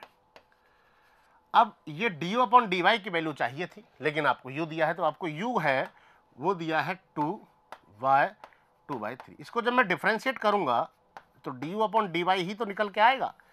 इस वैल्यू को मैं यहां पर पुट करूंगा, विस्कोसिटी मेरे पास गिवन है, और शेयर स्ट्रेस मेरे पास जो रिलेशन आएगा, शेयर स्ट्रेस का जो रिलेशन आएगा वो रिलेशन बाई के टर्म्स में आएगा। तो y इक्वल टू 0 पुट करूंगा, y इक्वल टू 0.075 पुट करूंगा और आंसर लूंगा। तो वही हमें करना है। तो हम जानते हैं, we know that u is equal to 2y/2/3। Differentiate it लिखना है आपको लिखना है, मैं क्वेश्चन को सॉल्व करना आपको बता रहा हूं, आप अपनी लैंग्वेज में लिखोगे। Differentiate it, du upon dy is equal to 2 into 2/3 into y 1 minus 2/3। तो ये आपके पास कितना हो जाएगा 4/3 y की पावर माइनस 1/3, y की पावर माइनस 1/3।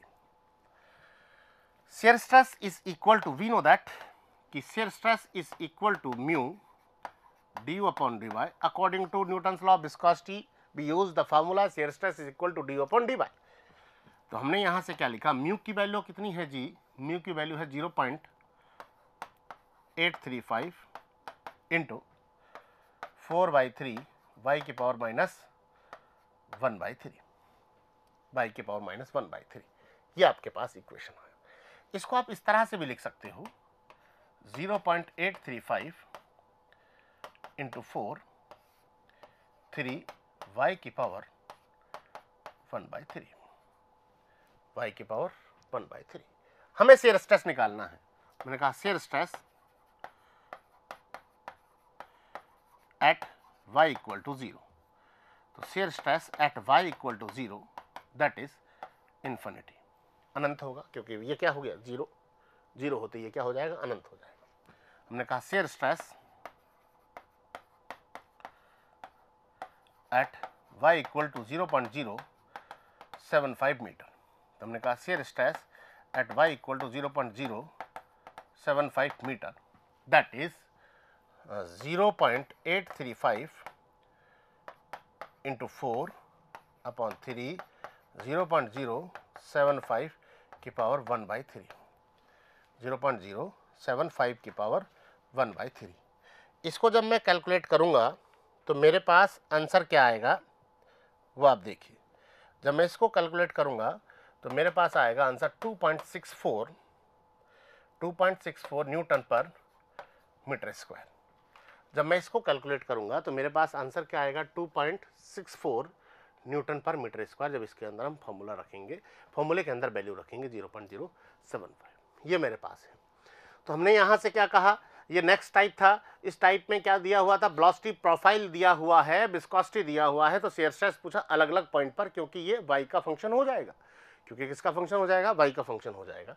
तो हमने कहा जो वेलोसिटी प्रोफाइल जो दिया हुआ था, दोबारा समझ लीजिए, वेलोसिटी प्रोफाइल ये दिया हुआ था और विस्कोसिटी की वैल्यू दी हुई थी।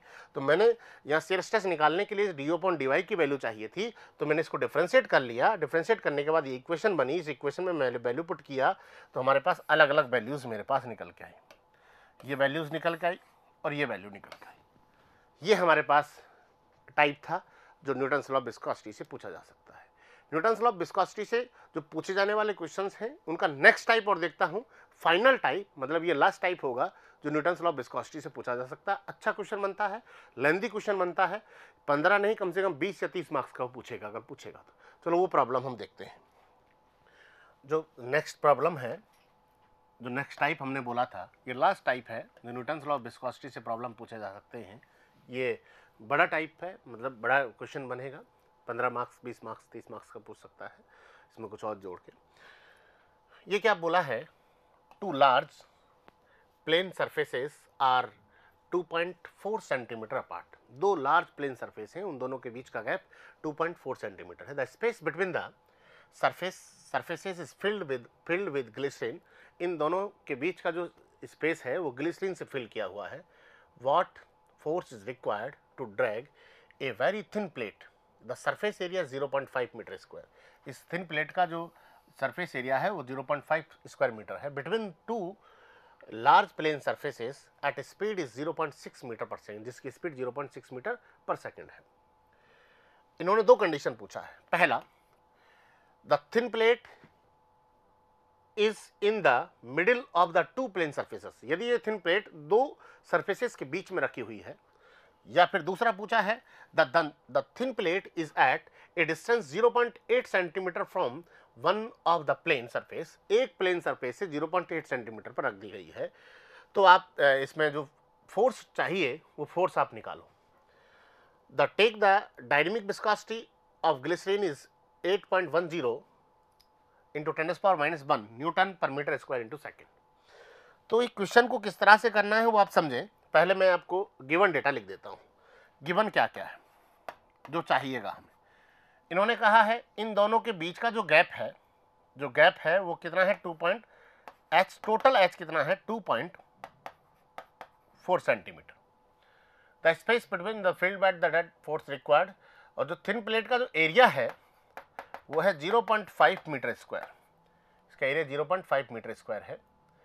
जिसकी स्पीड है u is 0.6 metre per second और 0.6 मीटर पर सेकेंड है। Mu is equal to 8.10 into 10⁻⁻1 newton per metre square into second है।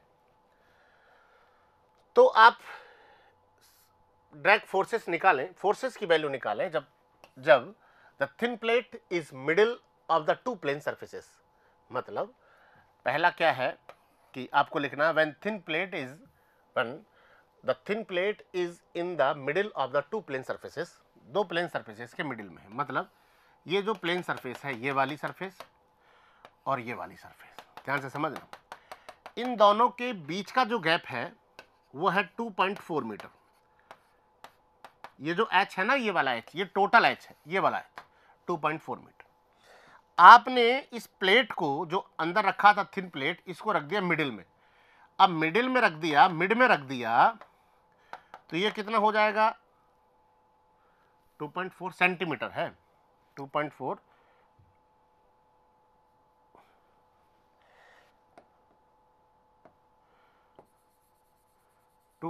सेंटीमीटर। आपने इसको रख दिया मिड में, तो ये कितना होगा 1.2 सेंटीमीटर और 1.2 सेंटीमीटर, तो ये हो गया 0.12 मीटर। इसको आगे देखेंगे 1.2 इंटू 10⁻⁻2 मीटर और 1.2 इंटू 10⁻⁻2 मीटर। ये आपके पास गैप हो गया। ये बोल रहे हैं यहां से कि आप फोर्स निकालें। क्या निकालें?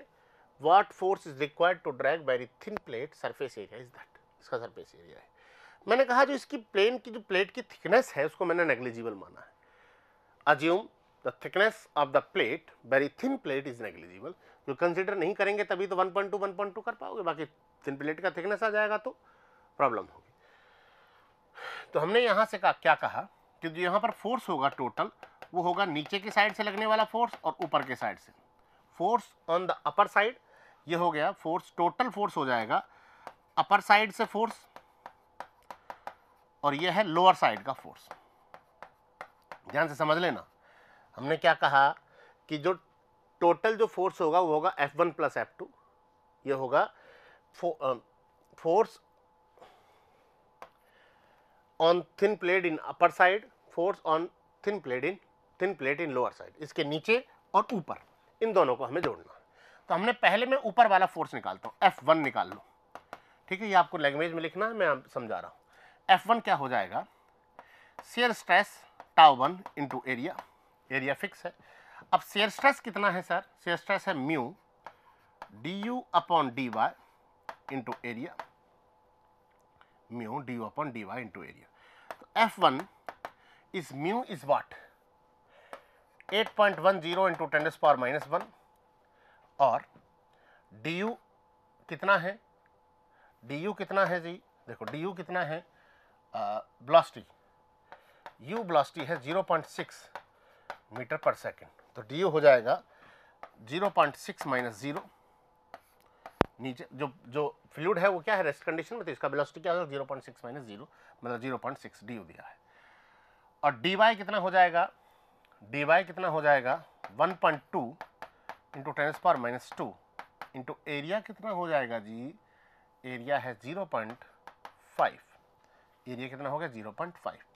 जब इसको मैं कैलकुलेट करूंगा F1, जब मैं इसको कैलकुलेट करूंगा, चलो मैं इसको यहीं पर कैलकुलेट कर लेता हूं, इसको जब मैं कैलकुलेट करूंगा तो मेरे पास कितना आ जाएगा,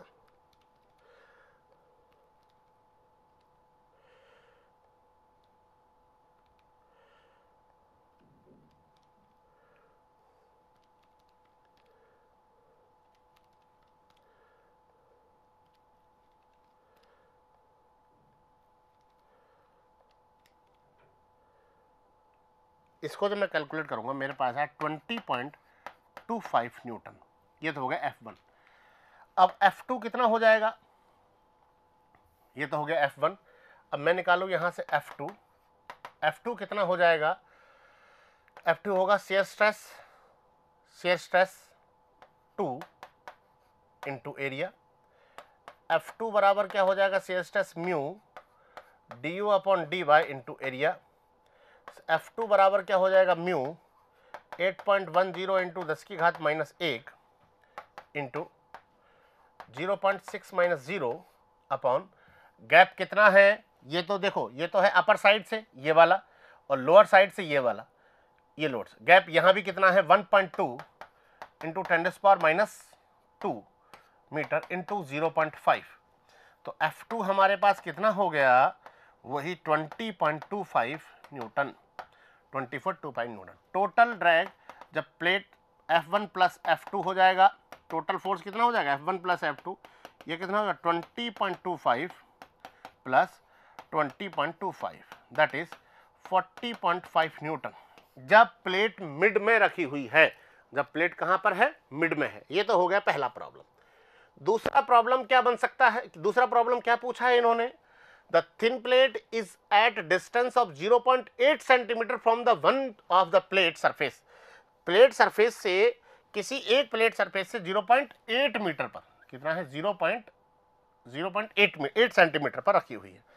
तो हमने यहां से क्या कहा कि भैया ये हमारे पास केस सेकंड हो गया, केस सेकंड, केस का नाम लिखोगे आप, उसके बाद करोगे। ये आपके पास प्लेट है, ये है, इन दोनों के बीच का जो गैप है वो कितना है 2.4 सेंटीमीटर। अब आपने क्या कर दिया है, जो थिन प्लेट थी उस थिन प्लेट को 0.8 सेंटीमीटर नीचे रख दिया, 0.8 नीचे वाली, मैं नीचे वाली से मान रहा हूं 0.8 सेंटीमीटर, 0.8 इंटू 10⁻⁻2 मीटर। अब ये 0.8 यहां से कर दिया तो यहां पर बचा 1.6 सेंटीमीटर, 1.6 सेंटीमीटर, और जो वेलोसिटी आई ये कितना आया 0.6 मीटर पर सेकंड। ठीक है, मैंने माना, हमने माना कि जो लोअर साइड है, लोअर प्लेट है, ये अपर प्लेट है, ये लोअर प्लेट, लोअर प्लेट से 0.8 मीटर पर रख दिया, लोअर प्लेट से 0.8 मीटर पर आपने रख दिया। तो लोअर प्लेट से 0.8 मीटर पर रखा है तो मेरे पास यहां से दो फोर्सेस आएंगे, ये हो गया F is equal to F1 plus F2। आप इसको यहां से 0.8 मीटर पर रख सकते हो, कोई समस्या नहीं है, कहीं से भी रखो, मैंने माना है इसको यहां से रख लिया। प्लेट, जो थिन प्लेट है उसका थिकनेस क्या है 0। ये तो हो गया अपर साइड, अपर साइड का फोर्स, और ये क्या हो जाएगा लोअर साइड का फोर्स, इसका लोअर साइड का फोर्स। तो मेरे पास क्या होगा F1 मैं निकालूं यहां से अपर साइड का, तो shear stress A1 shear stress क्या हो जाएगा mu du upon dy into area. तो यहां से कितना हो जाएगा, म्यू कितना है 8.10, म्यू कितना है 8.10 इंटू 10⁻⁻1 इंटू 0.6, अपर साइड है तो ये वाला डिस्टेंस आएगा 1.6 इंटू 10⁻⁻2 इंटू 0.5, 1.6 इंटू 10⁻⁻2 इंटू 0.5। तो जब मैं यहां से इसको कैलकुलेट करूंगा, यहां से इसको मैं कैलकुलेट करूंगा तो मेरे पास आंसर आएगा 15.18 न्यूटन, 15.18 न्यूटन। ये हो गया F1। F2 कितना हो जाएगा, F2 हम लिखेंगे force on thin plate in lower side में फोर्स कितना हो जाएगा, shear stress 2 into area is mu du upon dy into area is mu 8.10 into 10⁻⁻1 into 0.6 is 0.8 into 10⁻⁻2 into 0.5। जब यहां से मैं कैलकुलेट करूंगा इसका फोर्स आएगा 30.30 न्यूटन। कितना है, 30.30 न्यूटन। तो हमारे पास जो फोर्स हो जाएगा वो हो जाएगा F1 plus F2 that is 15.18 plus 30.30 Newton. तो मेरे पास यहां से जो टोटल फोर्स आएगा वो हो जाएगा 45.54 न्यूटन। Total force 45.54 Newton. मतलब ये तो हो गया दूसरा केस 45.54 न्यूटन, और ये हो गया पहला केस जो जब मिड में रखा है तो 40.5 न्यूटन, और जब इसे किसी एक प्लेट से 0.8 मीटर अपार्ट रखा है तो हो जाएगा 45.54 न्यूटन। ये हमारे पास फोर्स। इस तरह की न्यूमेरिकल पूछ सकता है। इसको हमने कहा ये न्यूमेरिकल हमने बहुत सिस्टमेटिक से किया, इसलिए छोटा हुआ है, बड़ा भी हो सकता है। आपको सिस्टमेटिक करना है, कॉपी ज़्यादा नहीं बनना है, सिस्टमेटिक करते हुए क्वेश्चन को करना है आसानी से। कंसेप्ट यहाँ पर दो हैं, इसलिए ज़्यादा मार्क्स का पूछा जा सकता है कि एक बार प्लेट मिड में रख दी, एक बार प्लेट थोड़ा सा नीचे रख दिया। इस तरह के क्वेश्चंस यहाँ से लगातार पूछे जा सकते हैं। ये न्यूटन्स लॉ ऑफ विस्कोसिटी से पूछे जाने वाले मैक्सिमम क्वेश्चंस की टाइप है। अब डेटा चेंज करके कुछ भी पूछ सकता है, विद डेटा भी आपको क्वेश्चन मिल सकते हैं, बहुत बड़ी बात नहीं है, आसानी से क्वेश्चन मिलते हैं। जैसे प्री एग्जामिनेशन में विद डेटा आपको क्वेश्चन मिलते हैं जॉन टैक की बुक से, जॉन टैक की टेस्ट सीरीज से। इसी तरह से यहाँ से भी आपको विद डेटा क्वेश्चन मिल सकते हैं, कोई बहुत बड़ी बात नहीं होगी। अगर डेटा चेंज भी हुआ तो कैलकुलेटर आपके पास, कैलकुलेटर एग्जाम में अलाउड है, आसानी से आप क्वेश्चन को सॉल्व कर सकते हैं। ये हमने अभी तक यहाँ पर देखा है कि न्यूटन्स लॉ ऑफ विस्कोसिटी और density, specific gravity, specific volume से पूछे जाने वाले क्वेश्चन। अगले वीडियो में मैं देखूंगा सरफेस टेंशन और कैपिलरी इफेक्ट्स और कैपिलरिटी से पूछे जाने वाले क्वेश्चन, जब हम प्रॉपर्टीज ऑफ फ्लूइड को कंप्लीट कर देंगे। तो ये हमने क्या देखा है, न्यूटन्स लॉ ऑफ विस्कोसिटी से पूछे जाने वाले क्वेश्चन, और जो प्राइमरी जो प्रॉपर्टीज थी, density, specific volume, specific gravity और compressibility, mainly compressibility and Newton's law of viscosity से पूछे जाने वाले क्वेश्चन को हमने यहाँ पर बहुत डिटेल में देखा है। Thank you.